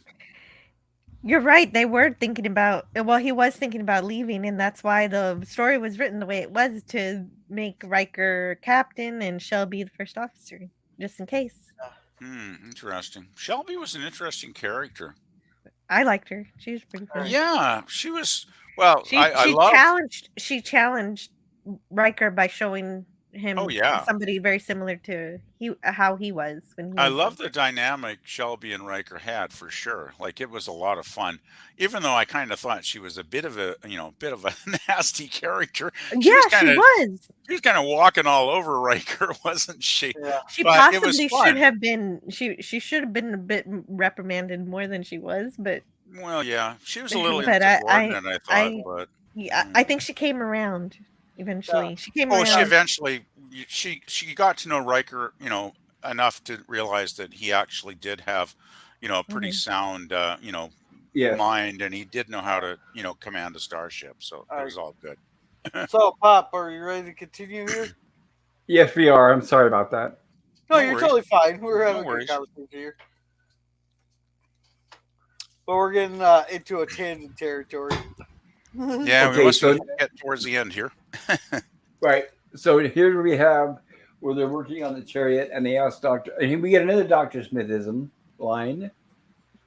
Where they want, I'm a scientist, not a menial mechanic. Remember, this is before Star Trek. Yeah, it was. I love it. It's great. That's funny. Centrifugal repressor? Is that like am I reading that correctly? Centrifugal. Right. Centrifugal repressor. That is a weird expression there. Yes, I don't know what that is. I was going to say centrifugal. I'll give you an example. A gas pump uses it, and that is when the pump turns around in a cycle. It's round. Centrifugal means round, like almost like a record player. Okay. So a centrifugal repressor means, I'm guessing, it's a stabilizer of some sort, so that something doesn't tip over. I guess. Oh, so I thought it was just technical babble before Voyager really wrecked. Well, no, it's a real thing in physics of the study of things that spin. Yes, and I learned it when I was in the military, working with fuel. The gas is pumped with a centrifugal pump. Well, the first and we had to learn with it how sense. they were designed and all that. But the repressor part kind of makes me a Centrifugal little force. puzzled. Well, repressor means to stop it, I'm guessing. So if there's any centrifugal forces, you want to repress them, I'm guessing. Interesting. Okay, well, whatever. It does kind of sound like technobabble, but I don't have a problem with it. It is. They could have said like centrifugal stabilizer or something like that, I suppose. Anyway, minor quibble. Well, it's great because it's based on real physics. Well, loosely, yes. Oh, there you go. It's not Star Trek, but it's still, there is a little bit of an attempt in there. I agree. Well, another reason I like this episode, I think it's a very solidly grounded, really well written episode overall. I really like this one. I feel like they could have said it's in the brakes, because a repressor sounds like you would stop the rotation. Yes, and if I have a feeling if they say brakes, the audience, people at home were like, "What is this? A car? This is supposed to be future." So that's probably why. Right, and basically, you're right. Centrifugal repressor is brakes and brake pads. Okay, that kind of makes sense then. Actually, right, it's a fancy way of saying brakes. So Jill, yeah, she got it right on the head. A sci-fi way to say brakes. I love it. Yeah, confuse that next time you go to the mechanic and say, "Can you please check out my centrifugal suppressor? I'm getting a squeaking noise." Yeah, I think the mechanic will take a look at you just like Don is here. He'll go, "You're kidding, right?" I kind of That fuel love could Don though. explode on He's kind of contact with grouchy, air. but I like him. What kind of fuel are they using that's gonna explode when Wow, it that contacts sounds the air? dangerous. Of course, that's the first thing that Dr. Smith does is mishandle it. Oh my. Oh, Yeah, he's like, if they're gonna make me haul things around, I'm just gonna do a bad job of it, so they stop asking me. Well, you think that right, like a kid. Well, if the fuel is that dangerous, where just the air will cause it to blow up, you think they put some extra safeguards on it? Well, you think they wouldn't allow Smith anywhere near it, that's for sure. But of course, what does Smith do here? Throws it Drops on to the the ground. ground. Yeah. And Causes immediately, another problem. right, and we get a hissing, and it looks like an escape of air or smoke or something. And now, of course, the first thing he says, "I'm very tired and I want to go back to sleep or go to my quarters as usual." They're always tired and hungry. That's your natural state, says Don. That's good. And now it looks like nighttime. Notice that shot? What? It's suddenly nighttime. Yep. So yeah, that orbit of that planet is crazy. Dr. Smith drops it during the daytime, and then and then heads towards the Jupiter 2, and then Will says, "Do you hear that?" And then it's already nighttime at that point. It's incredible they didn't catch that. The sun sets really quick on this planet, doesn't it? Yeah, it literally just fell like bam, bunk. It's like one of those old Monty Python cartoons, right? Where It the sun is drops right. out of the Yes. sky. Oh gosh, this is too much. This is too much fun. But at least when Will notices that the sound, Dr. Smith just stop and turn and realize that they notice rather than ignoring it and continuing on into the ship. So I do like that. True. Anyway, we have another great continue next week scene coming up, I'm guessing. Yes, we do. And that's what I was doing when I was distracted for a minute. I was cutting the trailer for that. I hadn't had a chance to before the stream. Awesome. So first things first, I did put a poll in the chat asking everyone to vote, and I hope you had a chance to. Oh yeah, I voted. Please let us know. I always vote right away at the start before I come on, even so. Yeah, I hope I did. Yes, I did. Yes, it didn't let me. It didn't let me vote for whatever reason. That's not good. Of all people, it wouldn't let Jill vote. How could you not be allowed to vote? That's not right. That's ridiculous. I refuse. I protest. I know, right? Jill suffrage movement begins. I'm looking at the poll right now, and I think the poll voters kind of underrated this one. I'd say. Not that it's bad, but I think I rated. Well, they probably gave us their honesty, which is totally acceptable. No, that's fine. What I encourage. Yeah, whatever you think is cool. Yeah. So okay, we had a total of 12 votes. What grade? And first of all, thank you for all of you that voted. What grade would you give The Sky Is Falling? So we got a 66%, gave it a B plus to a B minus, A plus to A minus 16, C plus to C minus 16. Once again, note D to F. So I'm glad nobody was too tortured by a horrible episode. So I have hiccups. I apologize. We've been doing well on Lost in Space so far. We're 10 episodes in, and there's never been a D to F yet. So that's pretty awesome. Yeah, I don't think we have. I don't think we've had a D to F. Oh, shoot, I knew I was forgetting something. Poor Will. I'm Gorilla's so always sorry. giving his F. Yeah, speaking of D to an F, yeah, we have Gorilla here for the defaults. So, Jill, tell us about your grade. What would you give this episode? Well, tell us about your channel. Yeah, absolutely. I was so disappointed to hear that Erwin doesn't really like this episode because this is what I'd love to see more of from Lost in Space. I give this an A plus. I think that it has really strong pre-Star Trek vibes here. It's incredible that this episode remembers that pretty much the whole family are scientists, and it uses that to its advantage in the storytelling, where they have Dr. Smith as the antagonist scientist saying that all the aliens are they have cruel intentions and everything, and John Robinson says, "No, we don't have proof. We need evidence." And Don backs him up saying, they're just collecting samples and everything. And the Robinsons, they demonstrate a wonderful method of first contact. They lead with respect and understanding. At least Will does anyway. With the alien, and also John does too, Dr. Robinson. And the probe, since the probe didn't tell them very much, I like that they didn't immediately believe that the aliens were violent. But at the same time, they were careful. They carried their weapons around, and they made it a point to not shoot first. But of course, Dr. Smith doesn't follow this order. It also Unfortunately. I know. Yeah. Well, it's just like what happened with the derelict. He ruined first contact there too. It also introduced aliens capable of transporting matter, which is always fun to see in sci-fi, even though they didn't get too deep into that aspect of it. I enjoyed seeing it. Well, thank you. And tell us about your channel, Jill. Your wonderful, fantastic channel that just had a landmark event to pass over 400 subscribers, which makes me very jealous. Yeah, I got 420 subscribers, and the magic number, yeah. Yeah, I have. I had it for a while, and then I lost one, but I just got the other one back. I'm so happy. That's and good. so I have a science fiction channel so far. That's mostly what I talk about. I talk about Star Trek. Tomorrow I'll talk about the original series episode, The Changeling.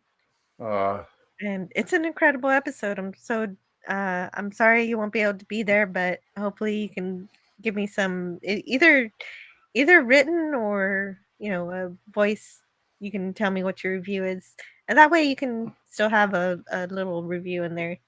Yeah, I will be there. To I will be there in spirit, and I will be there from the chat because I won't be driving.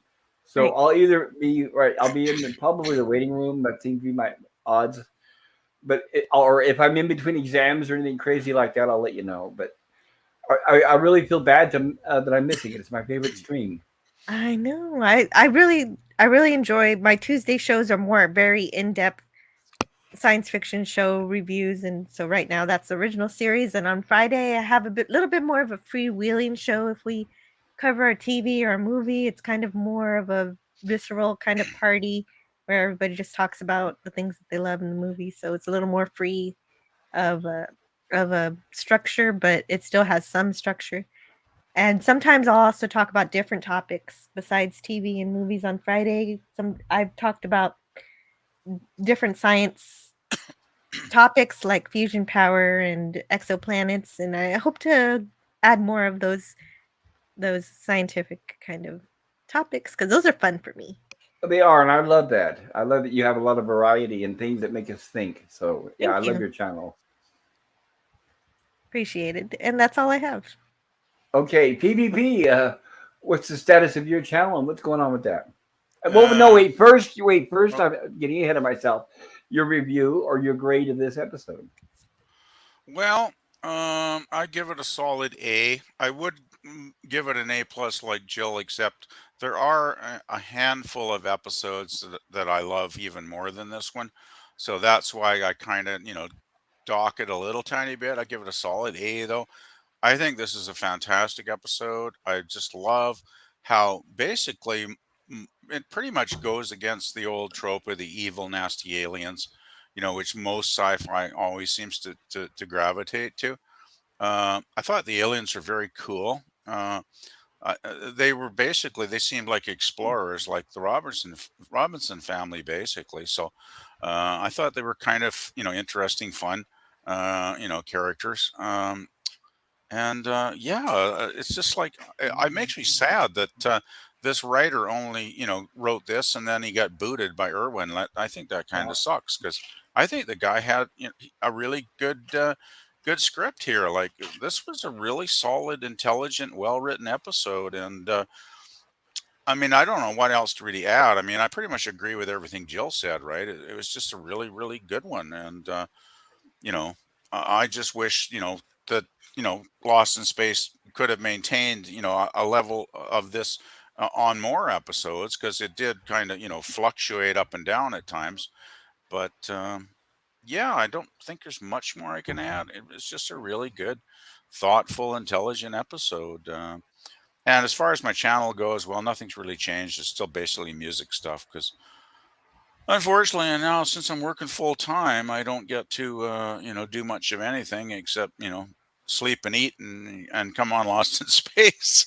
And whenever you guys are doing something in the evening, because I can't make any of the daytime shows because I'm working, right? So Well, we yeah. do love your input and having you here, PvP. It's always fun. Like, I wouldn't miss it. I never will miss a Lost in Space stream, if possible. Like, I'd have to be like, I'd have to be like ill or or something. There'd have to be some serious reason why I couldn't make one of these. 'Cause Well, these are I great want fun. you guys all to promise me that if anything happens to me, you'll carry it on without me, okay? Yeah, well, sure. I know it's a Of little course. early to speculate, but hey, I'm hoping this goes on regardless of my situation. I'll put it that way, okay? Yeah, I hope we can, continue through the entire series. Like, it's going to take a few years, but I'm hoping hopefully to, we yeah. can. But well, let's not worry about that. Let's just think the positive, and you're going to be, you're going to be well, and things are going to turn out okay. And let's I'll do my stay, best. in a positive frame of mind, right? I'll do my best. I'll explain that to the doctor. I'll say, look, we're covering Lost in Space. That's I've got to right. be there, damn you. Don't you understand? Well, you never know. Maybe you'll get another doctor who's a Lost in Space fan. That'd be cool. exactly right. You can tell him, hey, come on the channel on Mondays and hang out in the chat. Yeah, Pop. We'll just have your roommates deliver your laptop to the hospital. Yeah, Gorilla, you know what? You poisoned my mind. Gorilla, Oh, when I boy. was driving today, I was actually thinking I am going to pack up my laptop and take it with me. Why not? If you're going to sit in there might as well just get a setup like birds. Well, wait. Here's where I'm going to do it. Okay, I have my laptop. Now, my microphone, my desk, you guys know, the big old stand and all that. I can't take that. But I have my little lapel mic that I used to use during my first streams. It's not perfect, but it works. But what obviously, I'm not going to bring out the laptop in the waiting room. The laptop is only if I get admitted and I'm in a hospital bed. But then I have to remember that I probably have a roommate and I'll have to keep it quiet. So I'll have my headphones and all that, but I won't be able to speak very loudly. Does that make sense? But I will take my laptop because I'm going to carry. I'll have my backpack. I already know. I've been in the hospital before. I know what to take. So I've got my backpack, and I'm gonna extra USB batteries. So when I spend 12 hours in the waiting room, I have extra batteries charged, and I will also take my laptop in case they admit me. If they don't admit me, great. I get to bring the stuff home. But if I get admitted, I will have my laptop, and that way I can at least join you guys. Oh, by the way, all this is depending on what kind of Wi-Fi they have, so I can't promise. But okay, Gorilla, enough about me. What's a grade on this episode? What do you think? Tell us what you think. F minus. I was so bored and all that watching this. I couldn't believe I was actually sat there and watching. I'm just kidding. No, this is what I want to see more in sci-fi. You don't need action phasers going pew pew pew and all that, but this is great sci-fi here where they're stuck on that planet there, but for some reason we don't see them repairing the ship. But that's a whole different topic. But you got these aliens coming down here, and they can't communicate damn thing. And obviously, the worst person to meet the damn aliens was Dr. Smith, who causes all kinds of shit to happen with them. I'm sorry for the swearing. He certainly does, though. But to the point, and he's making up crap because he screwed up First Contact, which are the reason why we have First Contact protocols, or at least Star Trek they do. But no. But anyhow, they can't communicate. Yeah, like Doom buggies. And it's the kids that they don't need to talk. It kind of reminds me of, Yeah, of like when I was in school, I got along with a bunch of different ones. I was like the one kid that like I got along with most people. Like I was in the group I was in the group, but like I wasn't in the group. Like they'd hang out with me, but they wouldn't invite me anywhere, kind of person. but The worst kind. yeah, Did but you guys anyhow, hear about Joe? I have to say this, and this is terrible. I want to shout this out because I love him. He's a good friend. DJ Odyssey, if you guys know him. I heard a tragic story the other night that his high school reunion was planning a reunion, and they were announcing everything, and he was going to go, and they sent him an address. They sent him the wrong address intentionally so that everybody else went to the right one except him. I couldn't What? believe it when I heard that. I was like, That's what? awful. So, How even is as that even adults, possible? That's As a kid? weird. right, even as adults, they're still the bullies they always were. I'm thinking, oh my goodness. So this is like some kind of weird clique kind of thing, right? Yes, it broke his heart, poor guy. That's awful. I mean, No, yeah, shame on when those you're people. 12, when you're 13, yeah, but come on. That's Come on, awful. when does that I have to, sorry for the swear, but when does that shit stop? That broke my heart Well, when I some heard people that. it He never was does, I guess, poor sadly. guy. I mean, I feel so bad for him. That sucks. Boy, that's bad. Man. Ugh. now where was I? Sorry, go ahead, Gorilla. Thank Back to you. Gorilla. I forgot where I was at. Oh, you You told were us about talking your about review of the the kids you episode. hung out with as a kid. Okay, and the Right. kids even they're hanging out, and they got and they somehow Will saves the other kid, even though he got him sick, and they actually finally after what 10 episodes they start bringing up bacterial something with the bacteria, even though it didn't kill the kid. But now they're bringing up the disease thing. But I do gotta duck a tiny little bit for them giving Dr. Smith a loaded gun. Personally, I would not trust him. I will give him an empty one, or I'll give it to Maureen and let Mama Bear take care of this to protect her There you cub. go. I like the way you think. That would Me have been too. Yeah. that would have been epic for TV. Like if they think they're going in a dangerous situation, you give Mama the gun and show that she's willing to protect her kids. You're not That showing would've them been cool, yeah. she's willing to protect her kids.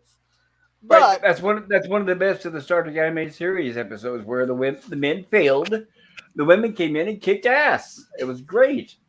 Yeah. Sorry, go ahead. I hate to interrupt people while they're giving the review, but go ahead. But it got made up to when Dr. Smith got hit in the head, even though I think that ball could have hit him a little bit harder. Just a smidge. Yeah, it didn't seem to make him even flinch. Not to knock him out, but maybe enough to knock him on his ass. That's all I'm saying. But Right. it made up for that. So I'm gonna give this an A+. Hey. Thank you, Gorilla. Awesome. Appreciate that. And tell us about your wonderful, fantastic, extremely varied channel. Varied, Varied, which means lots of subjects, by the way. Not very, Very. All my random thoughts can be seen in my shorts. Like you're gonna be seeing a lot of fishing ones in probably the next week in that. Yeah, I saw that one earlier. That was great. Which one? The lake? Which one? Well, you made more than one? I'm sorry, I didn't get caught up. Well, there's one there that said I had a beautiful view. There's another one. Yeah, that's it. The beautiful view, yes. Then I have another one that says sometimes you just gotta go out and stick your pole around to see if something bites on it. Careful now. Careful. Protection. I'm not saying a word about that. Don't worry. Don't worry. I got another one coming tomorrow. There when I go fishing. Bro, That's a good I one. love them. It'll be worse than that. It'll be worse than that. Right, and he also has some. I need to add as a note myself. He has some excellent cooking videos where he shows some delicious food. Oh damn! I gotta look at those. Damn. Yeah, smoking ribs and all this fancy stuff. I'm getting hungry. I gotta go cook. I haven't eaten any supper yet today, so I gotta go cook something. And you'll see me mention bullheads once in a while. If you're ever wondering what a bullhead looks like, I made a short of one. My first fish of the season, I caught a female bullhead. Nice. Yeah. How can you tell it's a female? It was fat. Okay. No, it's spawning season. It's spawning season for them. Okay. So Oh. it was a really big one, and you can tell by there's like a white spot on the side and all that. You could tell it was a female one, but you could Gotcha. just tell by the big one, and you can feel the egg sac in there. Oh, I love fishing. In California, it's so crowded here. You'll spend all day out there with your hook in the water and get nothing. It's sad. So that's why you gotta get away from the city. Well, get away. No, the state. The whole state is like that. I have to head up to Oregon or Washington if I want to catch anything. Well, You need to get out of California, Bob. Yeah, for several reasons, right? That's just one of the reasons, right? yeah. And by the way, Yeah. Seems like right, there's a lot of reasons. I will eventually get out of California, everybody, whether it'll be on this plane or the next. Yeah, I'm going up to Independence. I'm gonna go crappie fish or sunny fishing on Independence tomorrow. So I should have my limit within 15 minutes. You should come up and fish in BC, man. We got like salmon and all kinds of world class fish up here. Yeah, make sure you share those shorts with this gorilla. Yeah, but the PvP, that means I have to go to Canada. Yeah, that's okay. Canada's nice.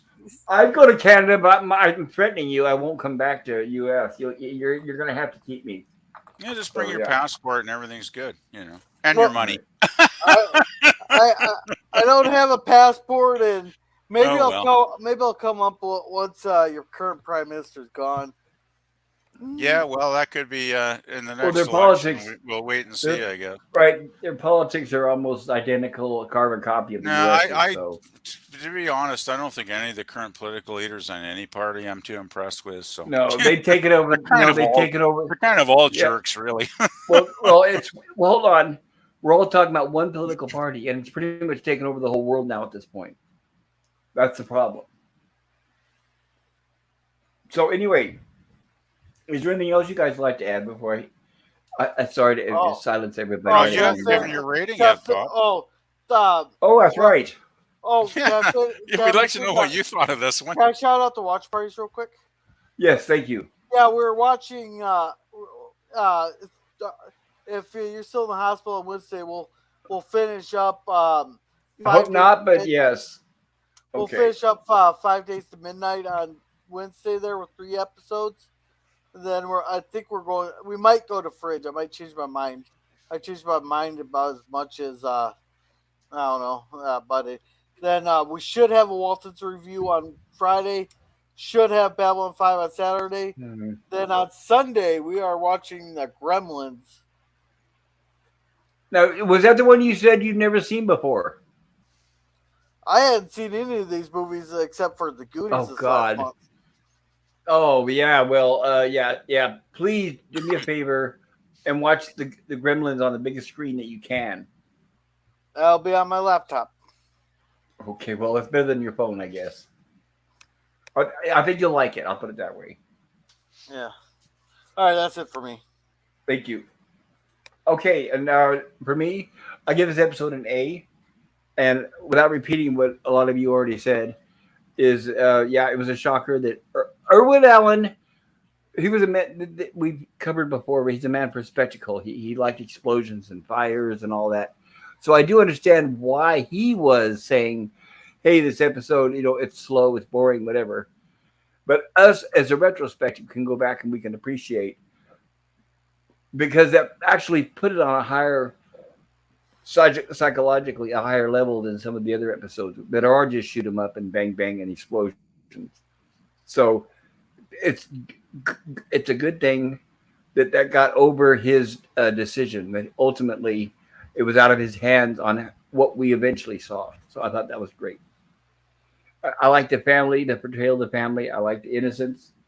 And like I said, I really like the set work on how it looked like the laser beam burned the sand into glass, and how it looked like it carved through all the rocks. I thought that was a good attention to detail.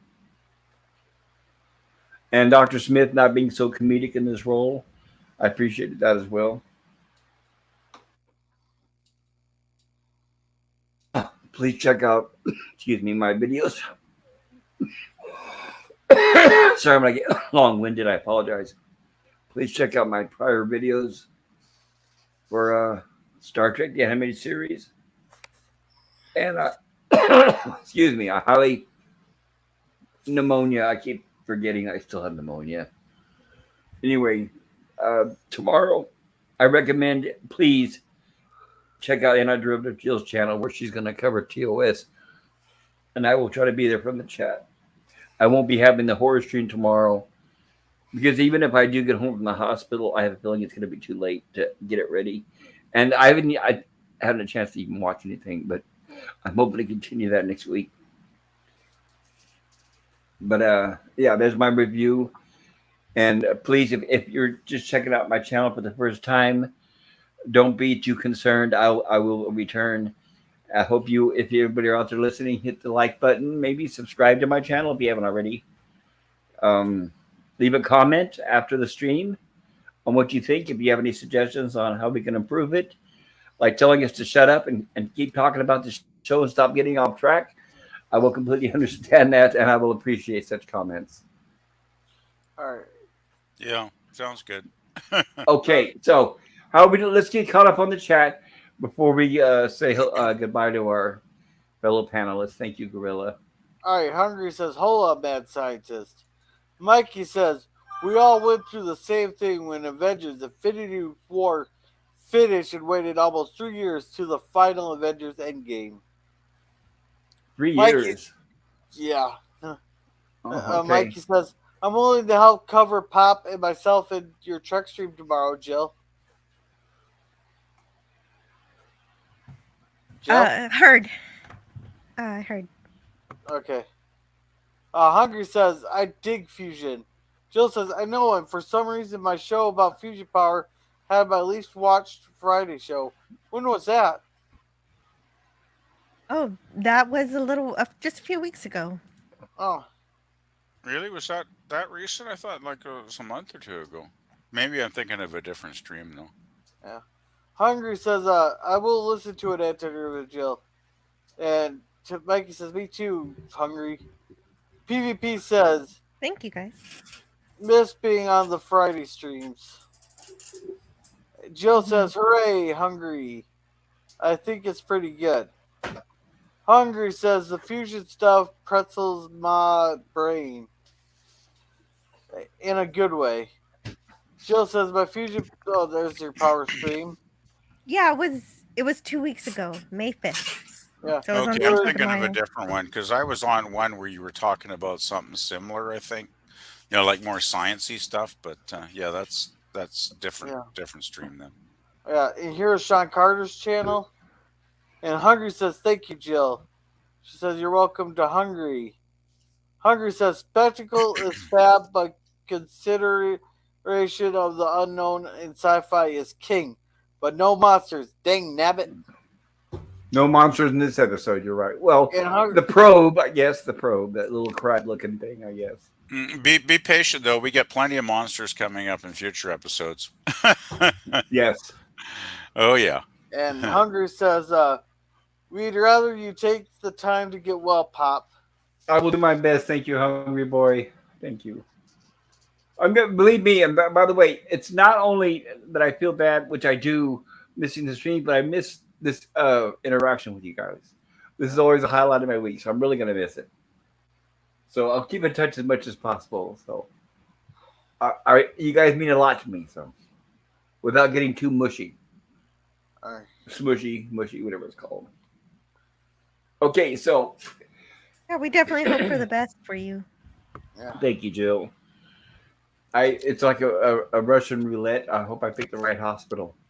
I'm going to try a different one this time. The last one, I seem to wait a long time to no avail, so I'm going to try a different one, hoping with better results.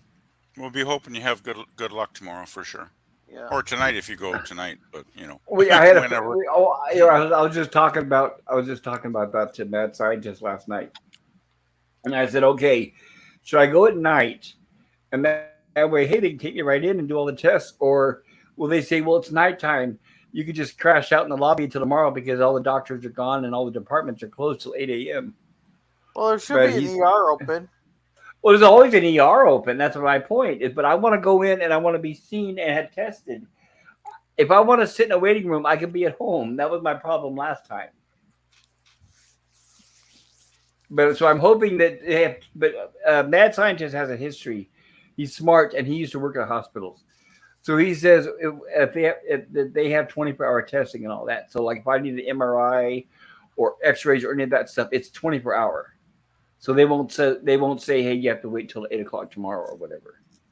So that's why I made my decision to go during off hours, if that makes any sense.